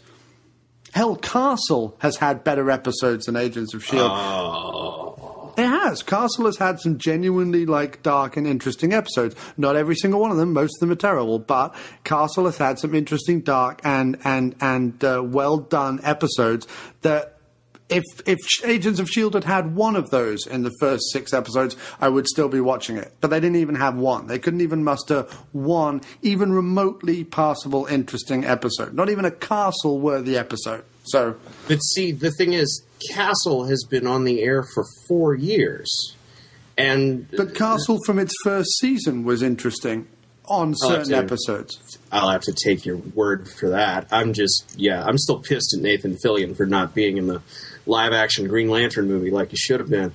I agree.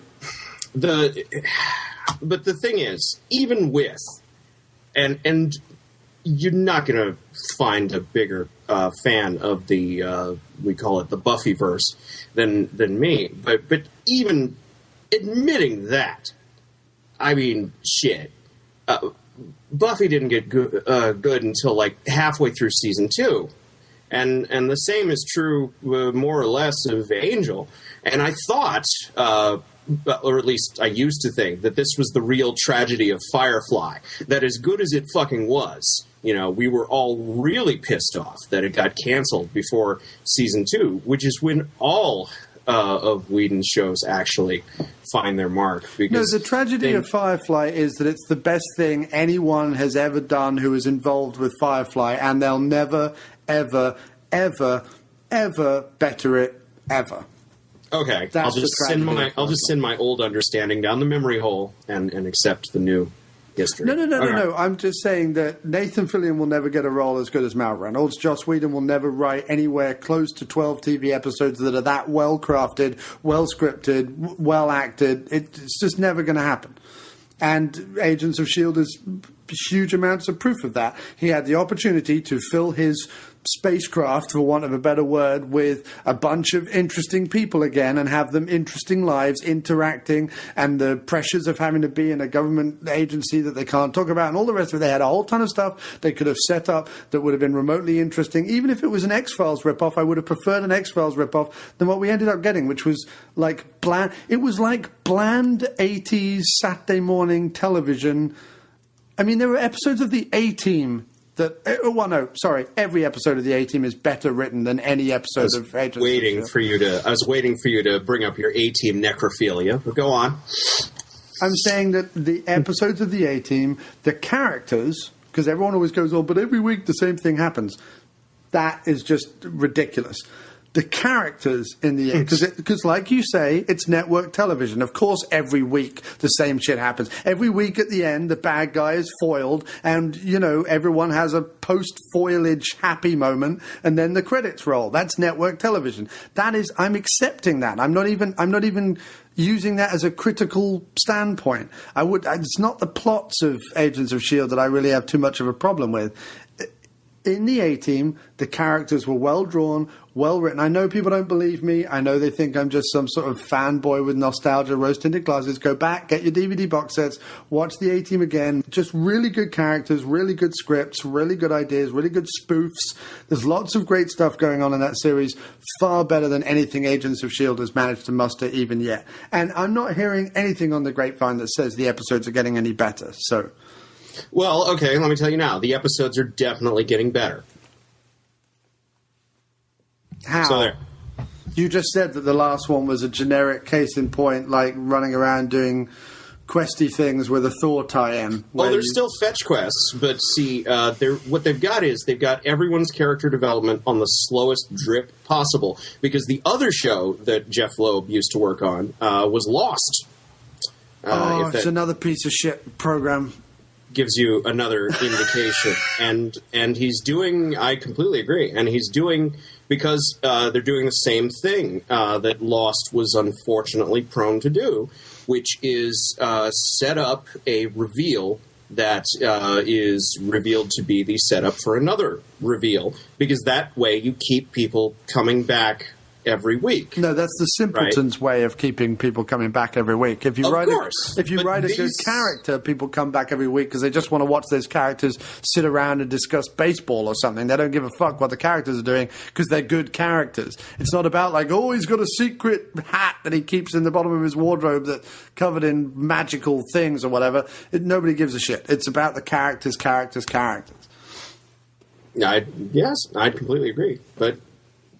But here we are. Yes. We are, which is why I hate even talking about TV shows that have not completed their runs yet, because really, I got nothing, because I got no idea where any of this is going, or how any of it will be important, or how any of it will turn out, because it's not. The thing about the 80s was, and the thing about shitty cop shows now, is that because they're still running on this formula, is that they would just try to get enough episodes out to get to syndication where you could really make your money. But now everyone's buying DVDs. And what you do, if you know for a fact that you are guaranteed sell-through on the DVD market, is you make the entire season, one story split into however many acts. They're probably going to wind up with like 12 or maybe 24. And if it's 24, then God help me. I don't know what I'm going to do. I think the problem is one of the reasons... Take a break and watch Batman movies in between, probably. Yeah. One of the reasons I was watching at all, because I really didn't have that much interest in it, but one of the reasons I was gonna ask, because this show is for nerds, Marvel nerds specifically. Is it though? What Marvel nerdy thing is in it? All of them. What? Every single fucking bit. So there's a Marvel comic book full of uninteresting, bland, two-dimensional, shitty characters. Like, all of them, at one point or another. What? These things have to be on the shelves every month. You think everything? No. I'm sorry if I've given you the impression that it's all shiny goodness, but no, I'm saying that Spurgeon's law very much applies. So, 90% of it is crap, and that can rise to 98% on a bad month. But there is a Marvel crossover. There's a Marvel comic book about these Agents of S.H.I.E.L.D.? Not these specifically. Most of them are new creations. But yes, S.H.I.E.L.D. itself was a actual series for quite some time. I know S.H.I.E.L.D. existed, but okay. But they were doing. The problem was, though, it was usually centered around Nick Fury, and you're not going to lure him back to television now. Well, he did. Sam Jackson did do a brief cameo in one of the episodes, but. Episode 2, in fact, that was to keep all the movie people, nice and calm. That yes, but what's the geeky thing in it? What is the geeky thing in Agents of S.H.I.E.L.D. that is based on like comic book nostalgia? What's the geeky thing in it? Oh God, all of the fetch quest items are in one way or another related to the Marvel Universe, either current or former. Extremis showed up in episode 1, which is a direct tie-in to Iron Man 3. Episode 5, I think it was the origin of a villain who's usually named Graviton. But it was pretty consistent with previous incarnations.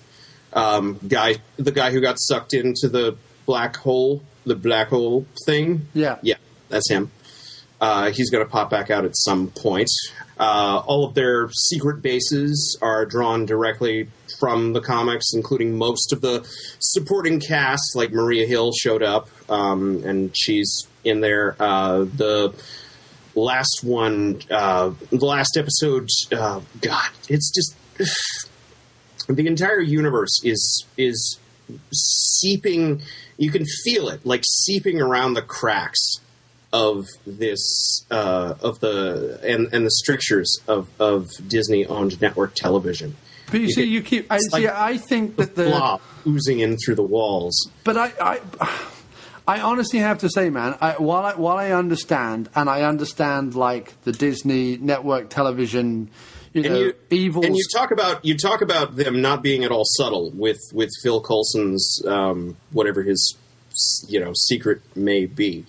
I'll tell you right now that a major component of S.H.I.E.L.D. are false implanted memories, various kinds of duplicates, both biological and technological, and all kinds of fun spy-fi bullshit. They S.H.I.E.L.D. really likes to mess with its agents' heads. If you thought the Dollhouse was creepy and weird, then I'm waiting for them to get real deep into this and really start. Right, but this is what I'm trying to say, is that I think, and I understand, look, it hasn't had a whole first season yet and so on, but I'm not the only one saying this. People are turning off in droves. So I'm just... The reason why I was watching was twofold. Sorry? Yes, please. Tell me. Yeah. Well, I was watching it because I was like, okay, shit, I'm invested in this now. I've seen all the movies and I've seen the Avengers, and Avengers 2 is going to come out, and like, Agent Coulson is back, so he's probably going to start cropping up in the movies again at some point, and I've got to be like along for the ride. I've got to find out like what the storyline is, and I want to know what's going on, and blah blah blah blah blah. And I understand there's going to be weekly episodes, and I know that they're not going to get so in depth in the mythology of it that it's going to make people turn off or confuse people or whatever like that. But I thought that there would be bits and bobs I would need to pick up throughout the show. So that interested me. I also wanted to know how like Agent Coulson came back. I wanted to know all about that. And, and I wanted to see seriously what Whedon and or other writers, producers and so on could do with the concept week in, week out. And while I take everything on board and I'm not like a fan of Disney or a fan of, corporate-made television or anything like that, I honestly don't think, with having seen the episodes I've seen, and I honestly don't believe that is this program's problem. I don't. I can't, get up in arms that it's because it's on a sappy, wet, unimaginative channel like ABC. I don't think that's the... If that was the problem... I'd be like, okay, they've neutered it because of the fuck. Like, I would see genius in there, but I would see it being neutered by, shitty product placement and, fucking pointless tie-ins and all the rest of it. And while there is, the occasional pointless tie-in, mostly I don't see how with the success of the Marvel movies, any network, no matter how fucking prissy and shitty, is going to not give them at least some rope to hang themselves with in order to make a half-decent show that's going to keep people coming back every week. I've got to believe if Whedon managed to get his fucking brother and sister-in-law on the fucking main production writing team staff, that someone somewhere has some clout that isn't fucking Disney. Because you're not telling me Disney are like, yeah, we'll take these tried and untested brother and sister team of the fucking Joss Whedon guy just because. So... somewhere along the line... No, not just because right, they're doing because it because he made them $1 billion last year. Exactly. So they're going to tell him no. But this is my point. This is my whole point. If network TV was fucking this show up, I would be in agreement. But I don't think it is. I think network TV has given this show as much of a fucking leeway and freedom as almost any show because they made them $1 billion last year. And I think that the problem with what they've done is instead of going ahead and making what could have been either the Buffy of the Marvel Universe, or even the Firefly of the Marvel Universe, or hell, fucking the Dollhouse of the Marvel Universe, which would have been fucking amazing, or some amalgam of all three. Instead of doing that while still maintaining all your geeky stuff about, like, the bases and the items and the things, because let's be fair, he's not above doing... MacGuffins. Buffy is filled with, like, the amulet of this and the rock of that and the stone of the other. It doesn't matter. You can maintain all that stuff. That doesn't matter. The problem with the show is the writing, number 1, 2, and 3. And fourth on the list, the cast. The cast are fucking abysmal. They're one of the worst casts on television. And I don't understand when you've got high-end actors in almost every other TV show, acting their little socks off. And you spit and you can hit a TV show on every fucking channel from generic bullshit network right through to interesting, dark, twisty-turny cable, or supposedly, even though it's never is. And it's filled with what either was the A-list of the 80s and 90s, or even the fucking A-list of now. Fucking, a dude who was Dredd and is in Star Trek has just started a new show. Carl Urban, or whatever his name is. Yes. So, he's a relatively A-list actor in big blockbuster movies, and he's doing a new fucking network show. So, I don't understand, right? The cast is shitty and the writing is shitty. There's no reason why either of these two things should be so. That's where I don't understand. Well, and I can't help you because I completely disagree with you. So you think the writing's good on the show? I wouldn't say good. I'd say acceptable. What's your favorite character? I've seen a lot worse. At this, what kind of facile? I don't trust any of them. What? They're all hiding something. What kind of facile, bullshitty Entertainment Weekly question is that? What's your favorite character? Well, hang on a second. I didn't ask if they were hiding anything. You can still have a character you like. No, my point of the question was, I don't believe there are any decent characters in it. So if I ask you, okay, what's the character you're... Look, when you watch a TV show, especially an ensemble show, you start...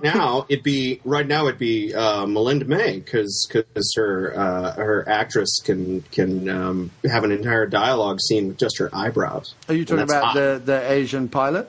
Yes, her name is May, and I actually remember them. They would be and that would be followed closely by Coulson, whom I think works pretty perfectly well as Team Dad. They are the only two that I would even give the time of day to, so that I would agree with. He is, in his post-death state, from all his baggage, he is also Team Idealist. He is the one who does not want to go in with, who does not want to end every situation with an explosion and a dead body. And he has repeatedly gone out of his way and put himself in great personal jeopardy to ensure that over and over again. I like that about him. And indeed, that's a trait that holds through with all of the agents that he surrounds himself with. In 8 episodes, at least, everyone has gotten at least one chance to throw themselves on some kind of grenade or another. Simmons, half of the European Wonder Twins, threw herself out of an airplane last episode, specifically because of that. So there's your cheesy 80s action thing there. It was bullshit CGI, though, so you'd hate it, I'm sure. Let's see.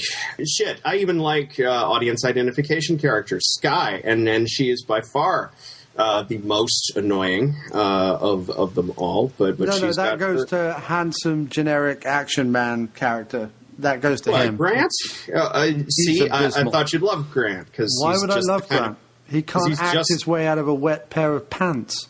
Oh, I was going to say something awful, but no, I'm not. So, okay. Yeah. So, there isn't a lick, apart from the two adult ones, what I would call the two adult ones, which is Coulson and May.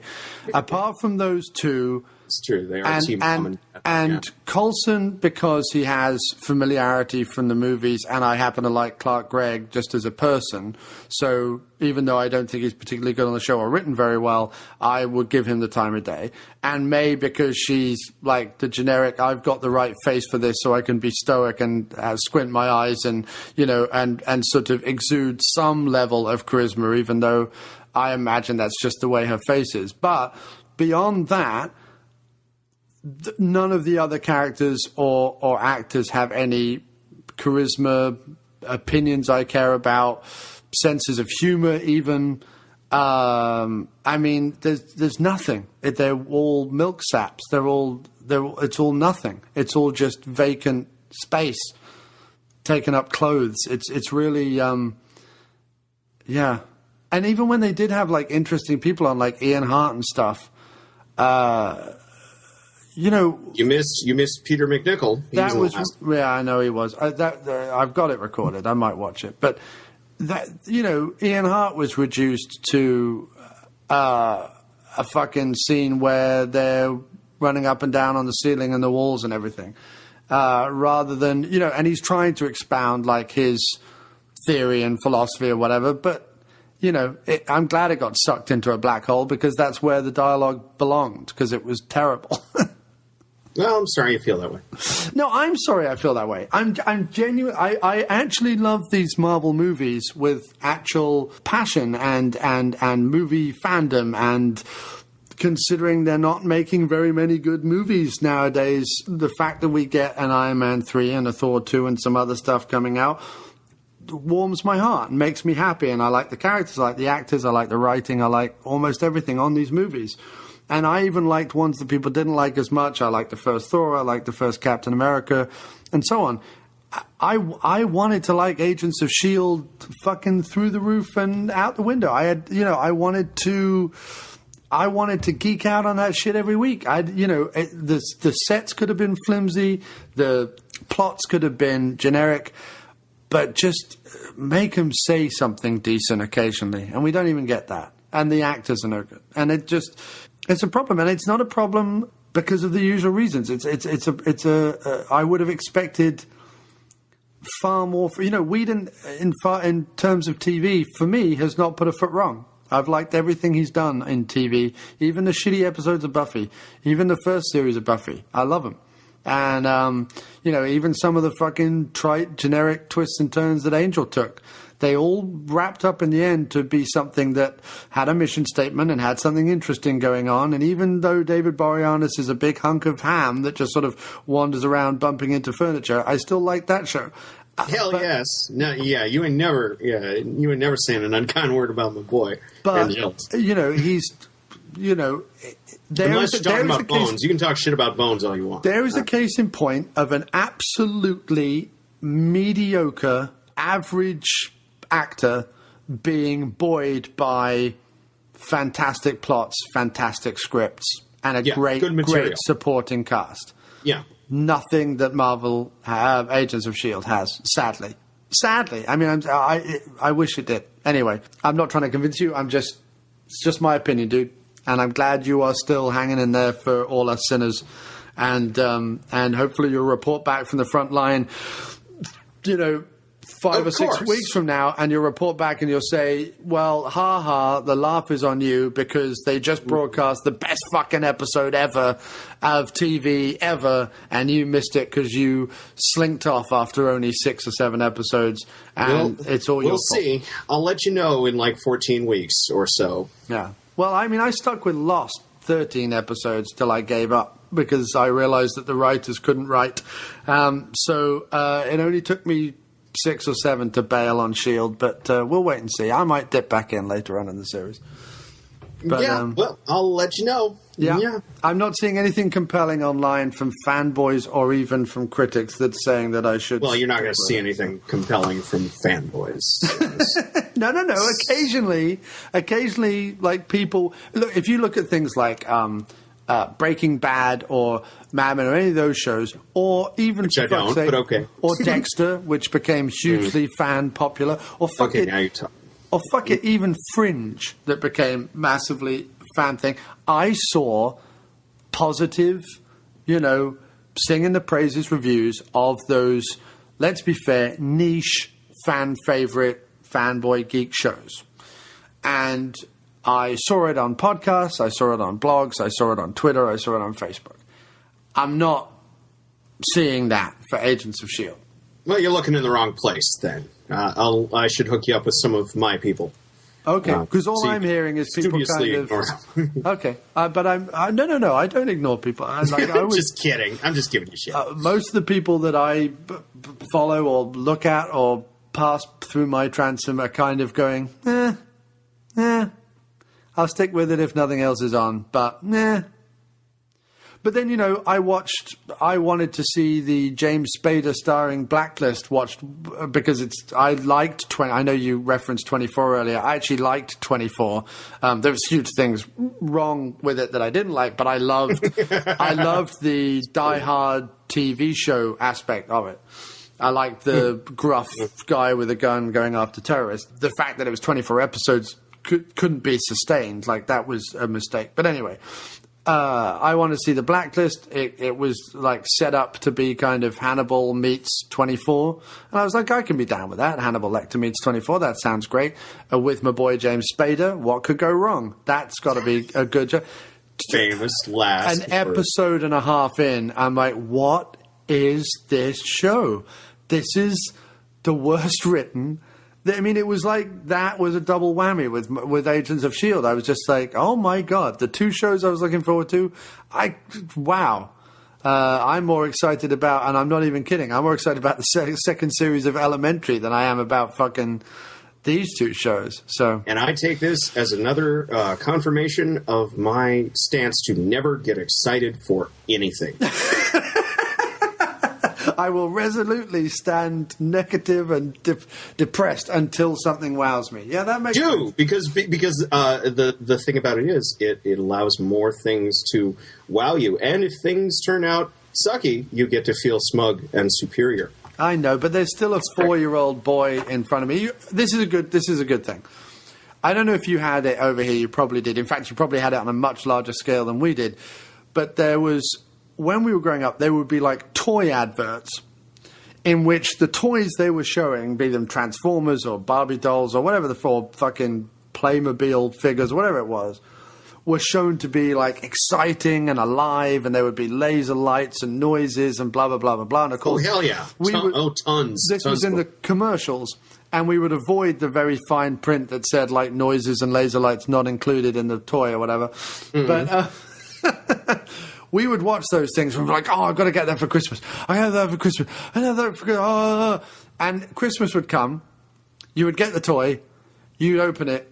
You'd tear all the wrapping off and blah, blah, blah, blah, blah. You'd be all excited. Your little heart would fill with joy. You would play with it for maybe 5 minutes before you realized it was a hunch of badly painted plastic that did nothing and was irrelevant. And then you realized that everything that you'd grown up to believe in was a lie. Well, I still have that 5-year-old boy in me that when I see a commercial or I see a trailer or I see something that even piques my interest a little bit, I'm like, oh, goody, goody, goody, that's coming. So I can't help it.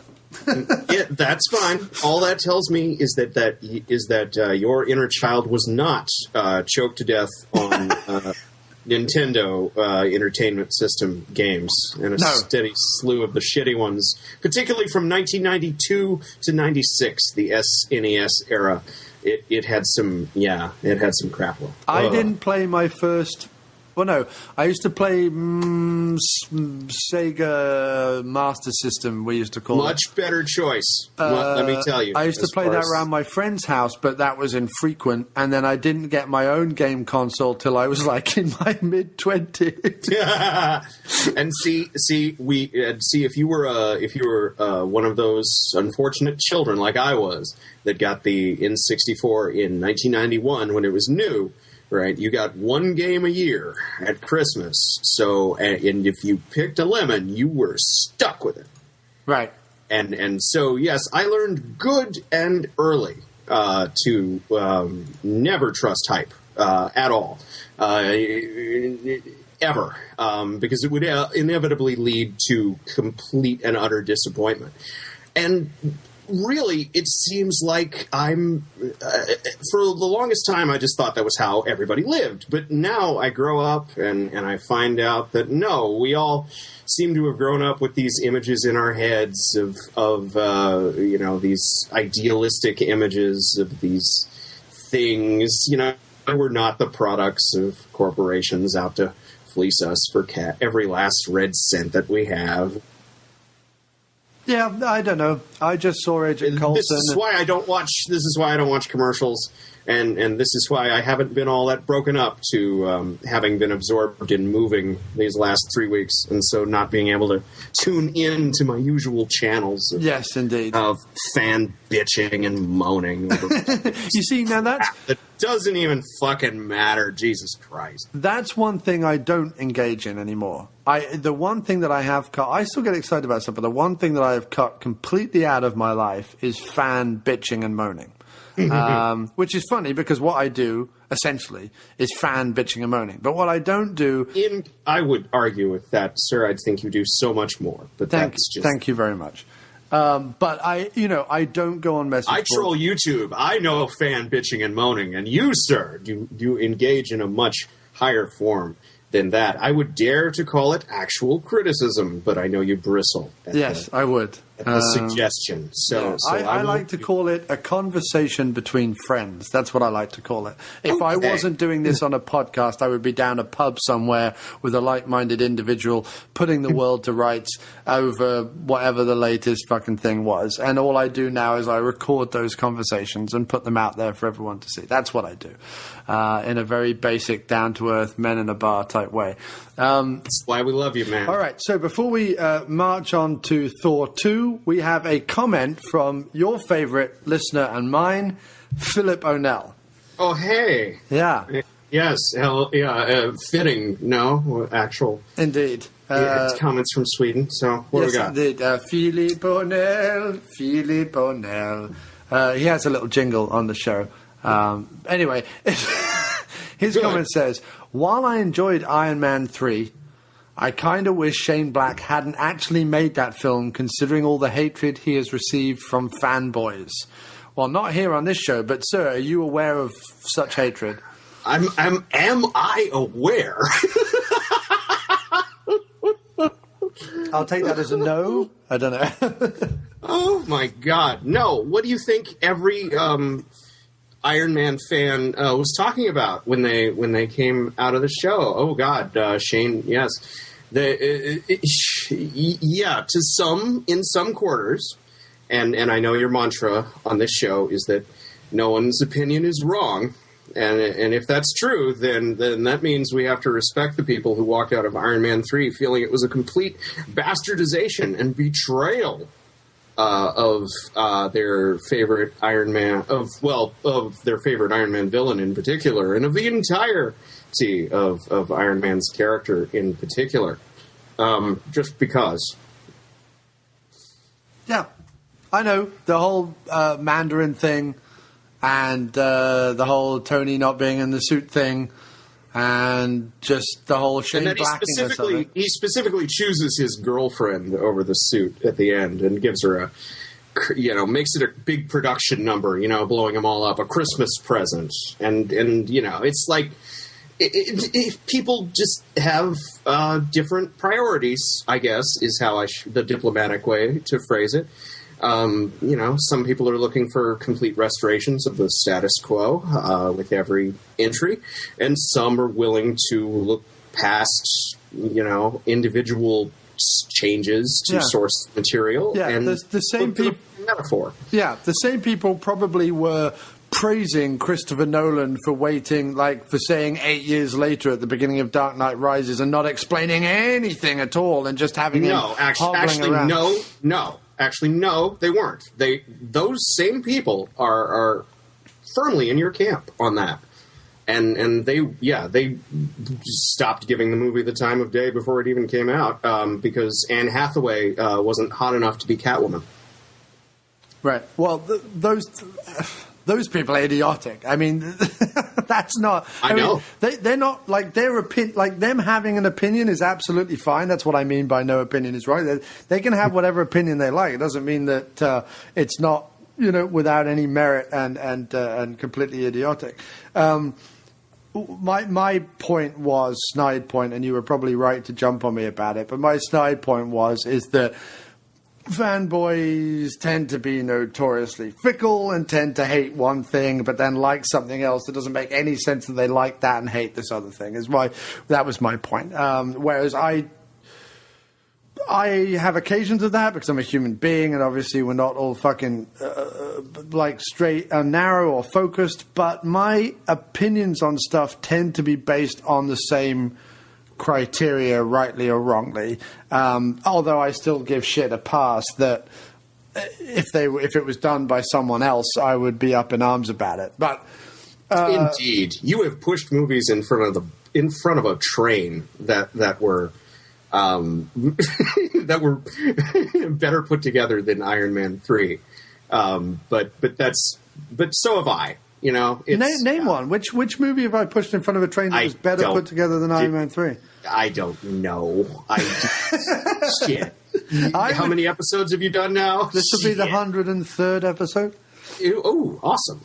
That's nice uneven number. But I have to say, I don't think that's the case. I mean, someone could argue, well, Man of Steel was blah, blah, blah, and they might. Yes, I could, but I'm not going to. Right, but it would be a fool's errand because they'd be wrong. So yes, exactly. I'm kidding. To my opinion, they'd be wrong.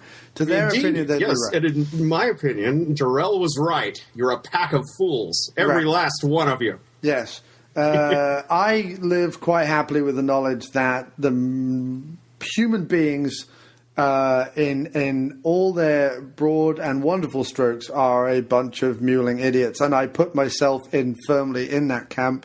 I myself am a lank-haired mewling idiot as well, and I have no idea what I'm doing or what I'm saying 99.9% of the time. So that is why I don't get too head up that people have differing opinions to me. In fact, it was very funny. I forget what conversation was I having the other day with someone. I think it was on Twitter. And someone said, and I didn't mean to offend you. And I was like, dude, we're talking about James Bond movies. Why would anything you say be offensive? You know what I mean? Yeah, because people are so goddamn sensitive these days. We have no identities. And so we latch on to whatever thing comes down the pipeline. And if people, start talking shit about it, we tend to take it personally because we ain't got nothing else going on. I took stupid lives. I took the Evil Dead thing personally, but that wasn't because of any fanboy opinion. That was because of something that Bruce Campbell did and Sam Raimi did directly. And I feel like I can take offense at artists I once admired letting me down. I feel like that's fine. I feel like if a fanboy came at me and went, no, man, Evil Dead is the greatest thing, the remake is the greatest thing ever, I wouldn't get offended by them saying that. That's the difference. Do you know what I mean? I do. I get what you're saying. Yeah, totally. So anyway, not dwelling on that. Let us move forward. Although I do always fuck fanboys. No, I don't mean it like that. I do always enjoy. No, I do though. I do. This is me speaking. My opinions do not necessarily reflect those of the After Movie Diner or any of its affiliates. But of many affiliates. As you say, everybody's got one, right? And so, in my opinion, fuck fanboys. Every last one of them. Fair enough. Then I will happily side with that because I couldn't care either way. But and with that, I want you to talk all about Thor 2.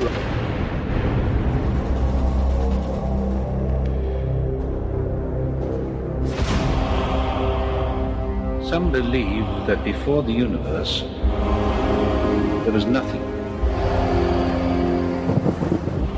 They're wrong.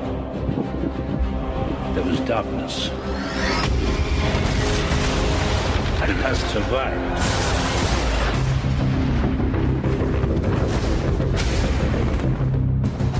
I gave you my word. I would return. What's gonna happen? All over. Wait, what? Jane!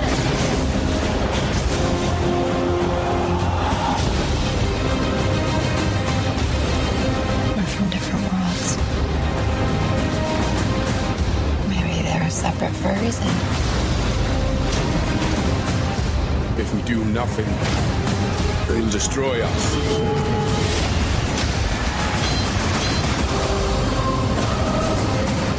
Our skills sell. What will you sacrifice for what you believe?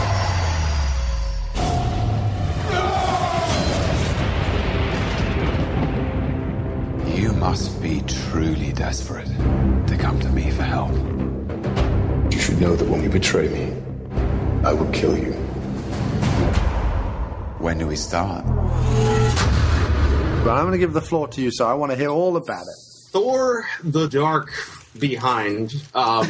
We already agreed. It's called Loki of Darkness. No, because if we can just get away from the word dark, honestly, if we could just banish that from... It's your fucking boy Nolan who started it, dude. Don't get so... Oh, yeah, you're going to blame him for everyone chasing after that $1 billion prize? Okay. Instead of, like, all the people who are trying to suck his style. Like, there's plenty of blame to go around. I blame J.J. Abrams. I blame Kevin Feige in this case. It's the whole complex of them, really. It's groupthink is what it is. And going in, I feared that I would catch the whiff of groupthink coming off of Thor 2, which I'm just going to call Thor 2 because it's not as stupid. Because, for one thing... you thought they were going to, like, gritty Thor up a bit? Is that what you thought they were going to try and do? Superficially, yes. Well, it's all superficial because none of it's really dark and gritty. But anyway. Well, yeah. Well, and that's usually what things mean by adding the prefix dark to something. But no, in this case, they literally do mean the Dark World because this is Thor, and there is one. Svartalfheim, I'm not pronouncing that correctly. But it doesn't then again, matter. Nobody even tries in the film. I noticed. No, at all. Not even Anthony Hopkins, right? And if anybody could make that sound good in a human mouth, you'd think it'd be Sir Tony Hopkins. There's that great bit where they're on the balcony and he comes back and he says, so are the world's at peace or whatever? And he said, yeah, and he goes like, even Whiffleheim or whatever it's called. And like he mumbles it because he knows he can't pronounce it. He goes, what, even time? Like, it's even done like that nobody can be bothered. Well, but see, at the same time though, Stellan Skarsgård is right the fuck over there. You could just ask him. I mean... But he's running around Stonehenge naked. So. Nobody knows who they were or what they were doing. Yeah, I think he was running around Stonehenge naked, having escaped off the set of Lars von Trier's Nymphomaniac. Latest film, yes. Yeah, that's what I think. He's gone, no more Shia LaBeouf. Like, Shia LaBeouf has driven him mental. And he's run away, and he's found himself. I believe this is an unofficial sequel to Nymphomaniac. That's what I believe. That would be so awesome, if nothing else, because it would force all of the Marvel fanboys to rush out and watch Nymphomaniac, and I'm sure I could hear their heads explode in a giant cascade reaction that travels across the land. Seismographs would pick it up, like, everywhere. Like the Mars attacks aliens when coming confronted with country and western music. Exactly like that. It'd just be pop, except with no glass bowls, so it'd spray out everywhere. Oh, God, yeah. But, yeah. Although I hate to say it, I think my brain will do that if I ever see Nymphomaniac, because I don't particularly like Von Trier's movies. So anyway, move on. Right, because, but yes, moving on. So I was really worried about Thor 2 going in because I didn't know where the hell they'd go. They used the standard superhero sequel plot in the first movie. So, what the hell? The thing I hoped they do, which to my mind was the only reasonable thing they could do, which is actually expand the fucking scope of things. Because we've been through the Asgard 101 lecture. That was Thor 1.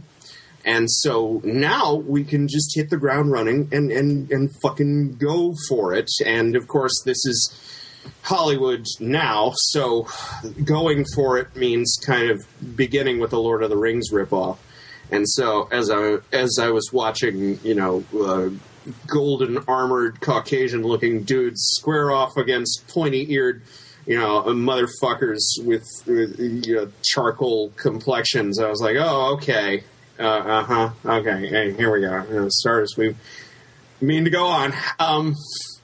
But thankfully, the movie quickly turned itself around, and proceeded to be almost the interdimensional action adventure fantasy romp that I expected Thor 1 to be.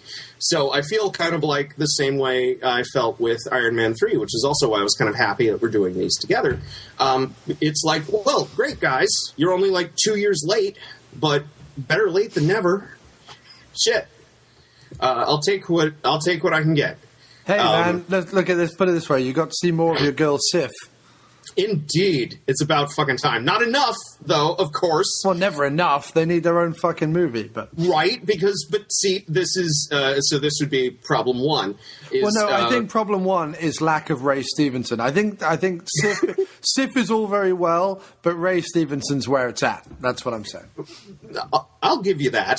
Really, all of the Warriors 3 and Sif and shit, even Thor's mom. She should have had hell of a lot more to do considering what happens. Spoiler alert. Right. Yeah, it's just the problem one is they did this is the same problem the first movie had. Is they come up with this entire supporting cast, 2 universes worth of them, in fact, and give them fuck all to do, so that we can focus on the what I call the Odin Son show, the Loki Thor adventure half hour, because the ladies and the gentlemen of a certain persuasion, they just love a god of lies. And yeah, it's for whatever reason. I mean, I get it. I mean, Hiddleston's probably the second or third best actor in the cast, but yeah. And not to say that I didn't enjoy the hell out of the Odin Son show. And I like the fact that it ends the movie. It's kind of like the sub-climax. And even the twists they put on Loki's sudden but inevitable betrayal were enough to pleasantly surprise me. I didn't expect any severed limbs in a Marvel movie. That was nice. I liked that. That was a nice surprise, even if they were fake. Right. It's good to get it. So. That problem one is somewhat ameliorated, except for every time we get to Earth, and I'm like, oh god, we're back. Here we are again. But we have more Dennings. Yeah, but she's still playing the same character. She's better in this one. I'll give you that. She's not just stating the obvious. The weirdest thing is, unless he turns out to be a major villain because he was spurned Natalie Portman's love, what the hell was Chris O'Dowd doing in this movie? Like, this dude is like headlining Judd Apatow rom-coms, and suddenly he's cropping up in Thor 2 for a couple of comedic relief scenes? What was that all about? I have no idea. Does he turn up later and go, curses, I never got to date Portman, and suddenly turns into like an evil villain or something? I mean, I would be able to go with that. But. I could not find a damn thing on him. His name is not recognizable. It's nobody I know. So, no, he's just there for odious comic relief, right. Which is apparently all Earth is good for and gonna be good for in these Thor movies. Which is kind of unfortunate. I don't know, dude. The destruction of Greenwich was pretty damn fucking spectacular. I know, right? I'm like, yeah, you fuck up that Royal Navy College, Thor. Although, can I point one thing out? And I know it's been pointed out a million times, but you cannot get from Charing Cross to Greenwich in 2 stops. Look it up. Look it up. Why? Okay, let me ask an American. Is Charing Cross so well known a subway stop in London that it benefits from being in this movie? No. So if it was... Yeah, there's nothing... If it was... Sorry. Let me even see what is near Greenwich. I don't know. I can't even... I'm looking now on the wall at a London Underground subway stop. No, I have. I've got the map on my wall, and I'm looking to see... you definitely can't get to fucking Greenwich from Charing Cross. No, any way you cut it. I don't even know what they're talking about. But I don't know, if you said fucking Bermondsey or Tower Hill or Rotherhide or wherever, like any one of those names would be as meaningful or meaningless as fucking Charing Cross. You know what I mean? Although Anthony Hopkins was in that. There is a Charing Cross, 84 Charing Cross or something. Isn't that a book or something? I think Anthony Hopkins was in. Oh God, that's a deep cut. That's too deep for me, and that's in the wrong direction. 84 Charing Cross Road. Yes, 84 Charing Cross Road was a 1987 movie based on the 1970 book by Helene Hanff. Or Hanff, maybe, with Anne Bancroft and Anthony Hopkins and Judi Dench. Wow, quite the heavy hitter that is. So yeah, 84 Charing Cross Road. Maybe it was some obscure nod to that, but even so, I've no idea. I could totally buy that. I'd buy that a lot more than banking on the name recognition of obscure London Underground stops. Right. I mean, most of us we got fucking King's Cross and that's it. Yeah, really, that's it. Yeah, but fuck all that.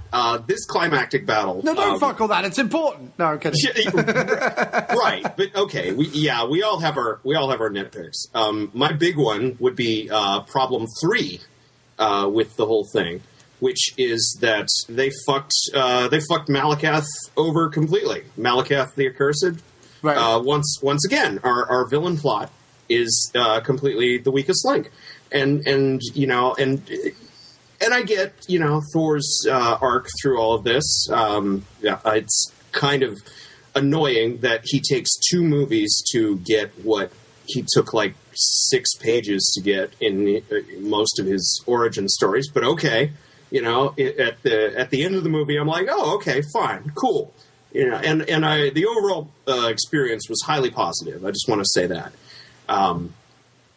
Because at the end we're finally into some kind of a status quo that you could conceivably spin more shit out of, just instead of just like set up for an Avengers movie. But at the same time, man, I think they missed a golden opportunity, especially since why the fuck do you cast Christopher Eccleston, bury him under tons of makeup, and then give him nothing to do?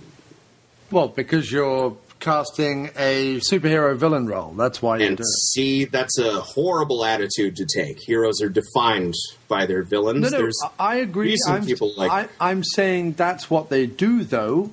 I mean... Oh, I know. I'm just saying, and I'm saying that's a horrible fucking attitude to take, and it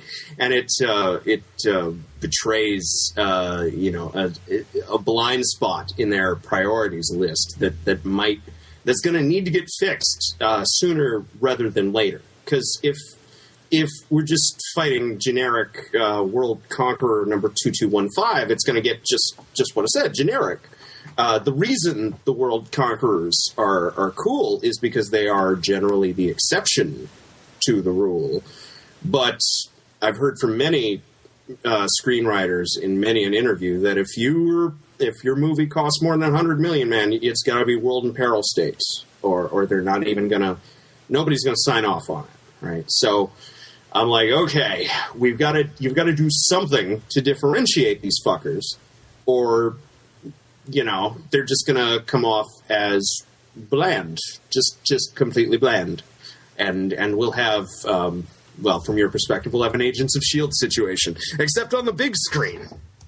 So, yeah, I'm worried about the Winter Soldier myself, personally, after the streak they've had. I mean, Loki seems to be more and more like a fluke of great casting and decent direction than anything else. And the fact that he's, you're standing next to Anthony Hopkins, you got to kind of like absorb something by osmosis. And Justin Hammer could have been done a lot better, considering how good Sam Rockwell is. I mean, yeah, and Guy Pearce, damn it, Guy Pearce was pretty damn good. Honestly, he's personable. He's enjoyable. You know, I giggle. His ugly makeup at the beginning of the movie is woefully poor. But apart from that, yeah, he did a pretty good job. Yeah, once he's in there, once he's choking people and threatening their lives, I'm really into this guy. I'm with him. You know, I'm laughing at his fucking jokes and I'm liking his grandiose speeches, but shit. To go from that to Malekith the Accursed is really a hell of a step down. I mean, the fucking that fucking one-armed orc in the Hobbit movie did more for me than this Joker. And I know who Malekith is, or at least who he has been and is currently. But no, they just. They fucked it up, and not because they changed superficial details. It's because I don't even have enough detail to make a decent comparison at all. I mean, he gets one scene with Thor's mom where he calls her a witch, and that's it's kind of and the ether is Well, it's generic hokum, colourful object number 2.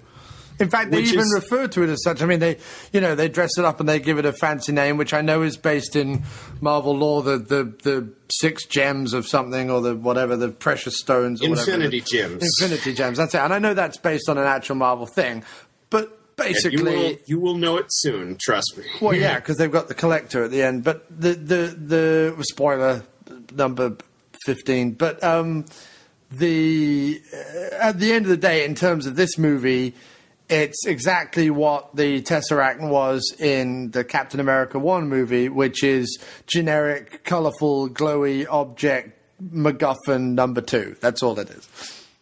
And that's really unfortunate, because the Cosmic Cube is a hell of a lot more than that. I love you calling it the Cosmic Cube. Bring me the Cosmic Cube. It just sounds like something out of... Damn straight, bring me the Cosmic Cube. It sounds like something out of Monty Python. Actually, it's something out of 1960s comics, like Thor. Right. So, yeah. And guess what? You got to deal with it. Or at least I thought you'd have to deal with it. But no, they're content to reduce all of their MacGuffins to even more MacGuffin status than they already were.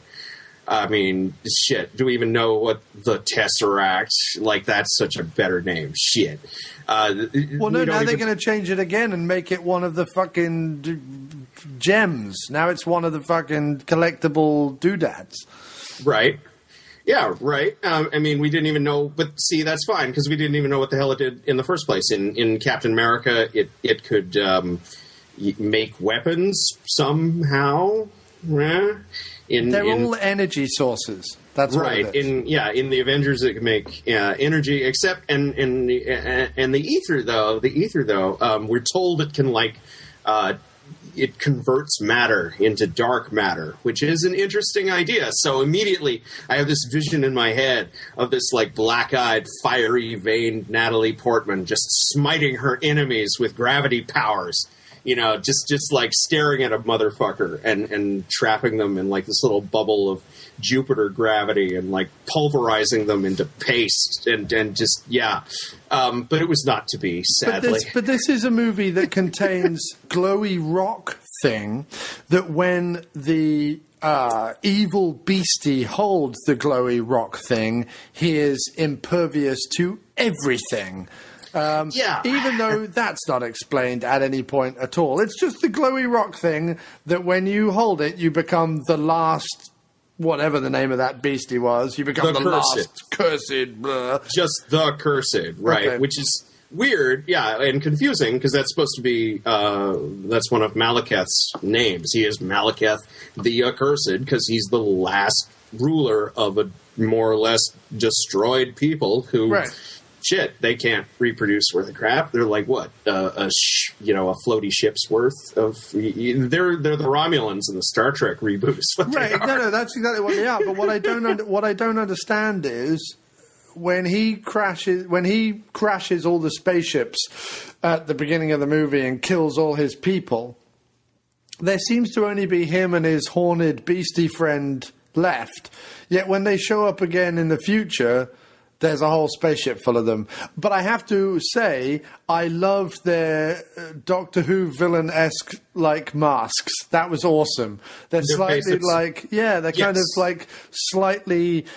Well, they had dead eyes with the slightly round, white, plasticky-looking faces. They had a real nice 70s BBC quality to them that I really dug. And yeah, I dug them too. For all my Whovians out there. Right, and I dug them too for the general design sense of the whole movie. I mean, shit, Asgard looks a hell of a lot better than it did. It looks like people actually live there. And I liked the Dark Elves ship. They're able to rebuild everything extraordinarily quickly, although I still haven't quite figured out that ending, so maybe they didn't. I don't know. Right. But anyway, I liked the design sense of the Dark Elves. I even kind of liked Svartalfheim as a realm. It's, as usual, not really dark enough to be the dark dimension, but that's kind of just a tick I have. I think it was as monochromatic as they're going to make it in a big sort of whiz-bangery type world. I mean, it's, there's like thick black-grey sand that they're rolling about on. There's not a lot of stuff going on there. Dark caves. Yeah, the sun is kind of wan and it gets great cell coverage. Yeah, the whole thing looks like, well, at least like in that one cave, right? That's the only place you'd get a fucking signal, because that's where the doorway to I know. Midgard just possibly is. The doorway to another world. Yes, exactly. And I liked the haunted house, the haunted parking garage there, which is the doorway between dimensions. The thing with Thor 2 is. The thing with Thor 2 that I have to be very, very clear on is there are two ways to watch this movie. You could watch this movie and very easily hate the fuck out of all of it, right? Because there's a bunch of stuff that isn't explained. There's a bunch of glowing rocks and funny beasties, and, it suffers from all the things that I have a problem with in what they call pure fantasy. Lord of the Rings, Star Wars, stuff like that. Stuff that is fantastical. We actually call it high fantasy. But high fantasy, whatever you want to call it. Right. That is what I like to say, and I don't want to get too deep into this again, but funny people with funny names going to funny places doing funny things. In other words, it's Rothmagoth, take the rock of Ubagabag and go to the planet of Grog, where you will find the magical beastie of Reg. And, it's this stuff. I wish that were true. Right, exactly. But what I'm saying is, there's a ton of that stuff, right?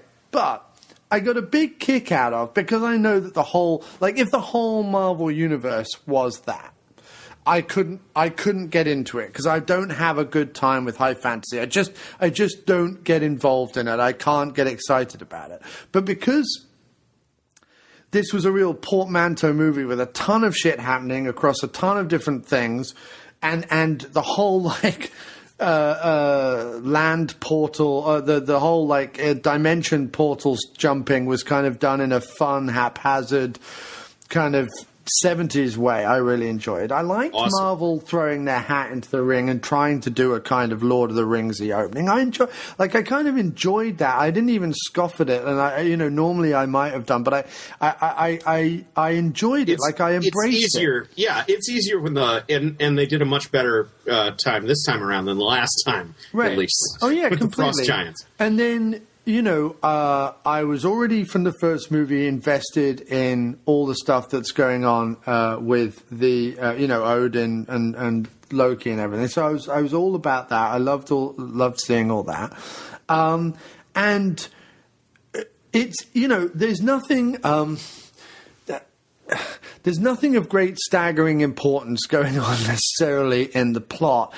There are bits and bobs hanging around the place, and it's all very kind of slapdash and throwaway, but it's got a great sense of humor, It's got a great roller coaster ride type vibe. I mean, by the end, where you've got Thor fighting Malekith through different portals and different places. 3 realms. That is fucking realms, awesome. 4 realms, actually, because they do fall into Trondheim or whatever that fucking one is where the slightly Mongolian-looking guys are.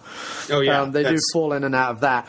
As do the fucking fighter jets, which was another great thing. So suddenly you've got 2 fucking gods fighting, or alien gods fighting fucking while flying jets are going in and out of portals. And, you know, then you've got Kat Dennings and Portman and Skarsgård doing like the comedic relief. And you've got Greenwich being dead. Like that whole ending, I was just, at that point, you fucking sold me. You just have sold me at that point, and it's great. Right. The Stan Lee cameo is the best Stan Lee cameo there's ever been. Him turning around going, "Can I get my shoe back, please?" was fucking genius. I loved it. And just the whole thing had a real nice, light-hearted, bombastic adventure. Boys, I tell you, it felt like one of those weird fantasy boys' own adventure crossover movies from the 80s, like the Biggles movie they made, or like Double Dragon, or like one of those. Like it just had one of those like fun 80s, we're going to throw everything at the wall and see what sticks type vibe to it. Like I loved it. Like it was, a lot of it was superficial, but it was joyously so. I mean, like Idris Elba running out to attack the spaceship. Like, how fucking cool was that? I don't even need to know what. Elba got to live through a film. Thank God. Right. He got to live through a film. He got to leap off the Rainbow Bridge and, like, take down a whole spaceship. It was awesome. Yeah. You know, you had the decimation of a city. You had all that cool stuff, like quickly put up the shields, and then the shit. Like parts of it were positively Flash Gordon-esque. It was wonderful. It was wonderful. Yes, as well they should be. Right, I agree. It was just missing Brian Blessed. Like I could have done with Anthony Hopkins maybe summoning his inner Blessed and being like, dive! But no, apart from that, what should have happened is this should have been made 20 years ago, and Brian Blessed should have been Volstagg. Right, of course. No disrespect to Ray Stevenson, but, you know, if ever there was a marriage of material and actor. No, material and beard, I think, is what you're talking about. There you go. Yes, that too. Yeah, that too. And although we're going to do a massive spoiler here, I had one more good point to say about it. Mm-hmm. Do a massive spoiler, though. Massive spoiler. Massive spoiler.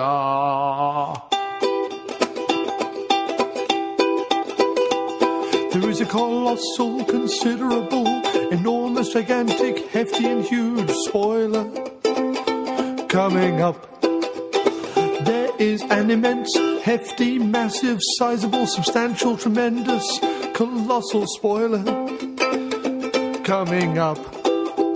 It's incredibly large. It's bloody big. It's possibly the most massive spoiler we've ever done. It's such a very, very big spoiler. It's capacious. It's a monster. It is mammoth, jumbo, humongous. It's an extensive, spacious, super colossal, thundering, voluminous, and walloping spoiler that you have ever heard. It's a massive spoiler. It's a massive spoiler.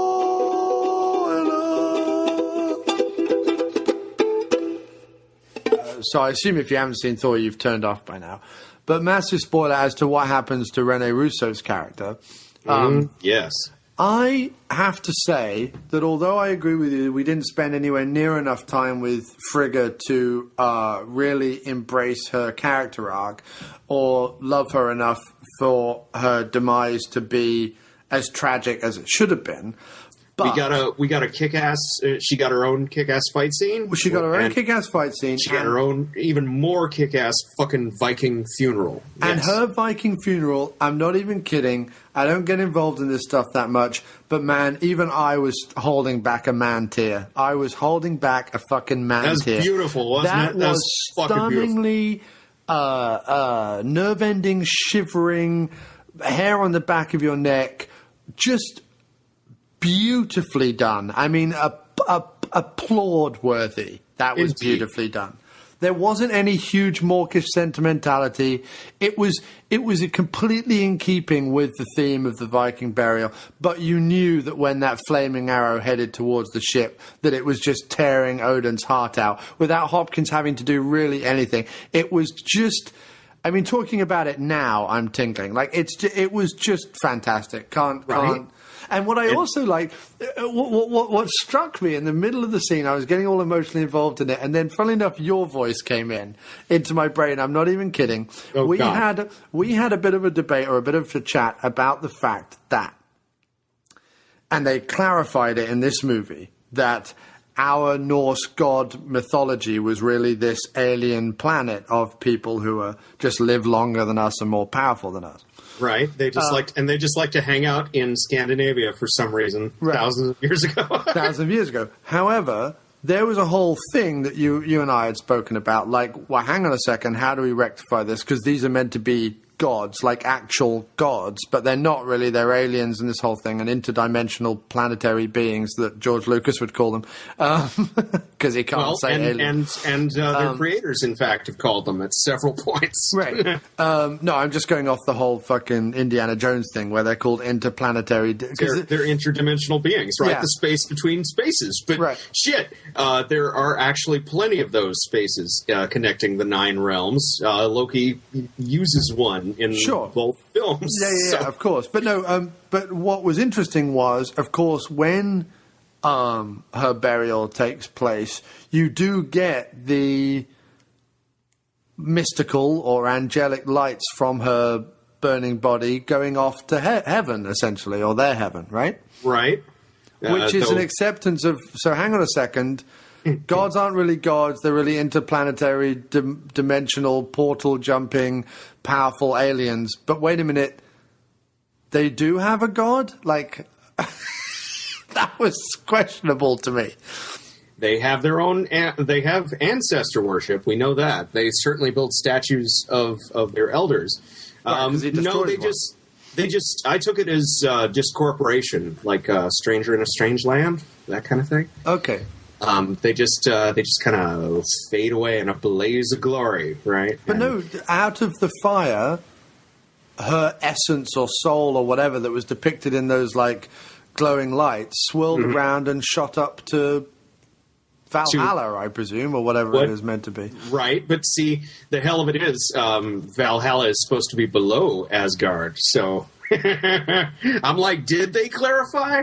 Did Loki states flat out, right? We're not gods, right? But of course, then again, that's Loki, and they're being they're trying to have, they're being coy about it. They're trying to have their cake and eat it. The comics do the same thing. It's something we just generally have accepted over the years, because they can't just come flat out and say it.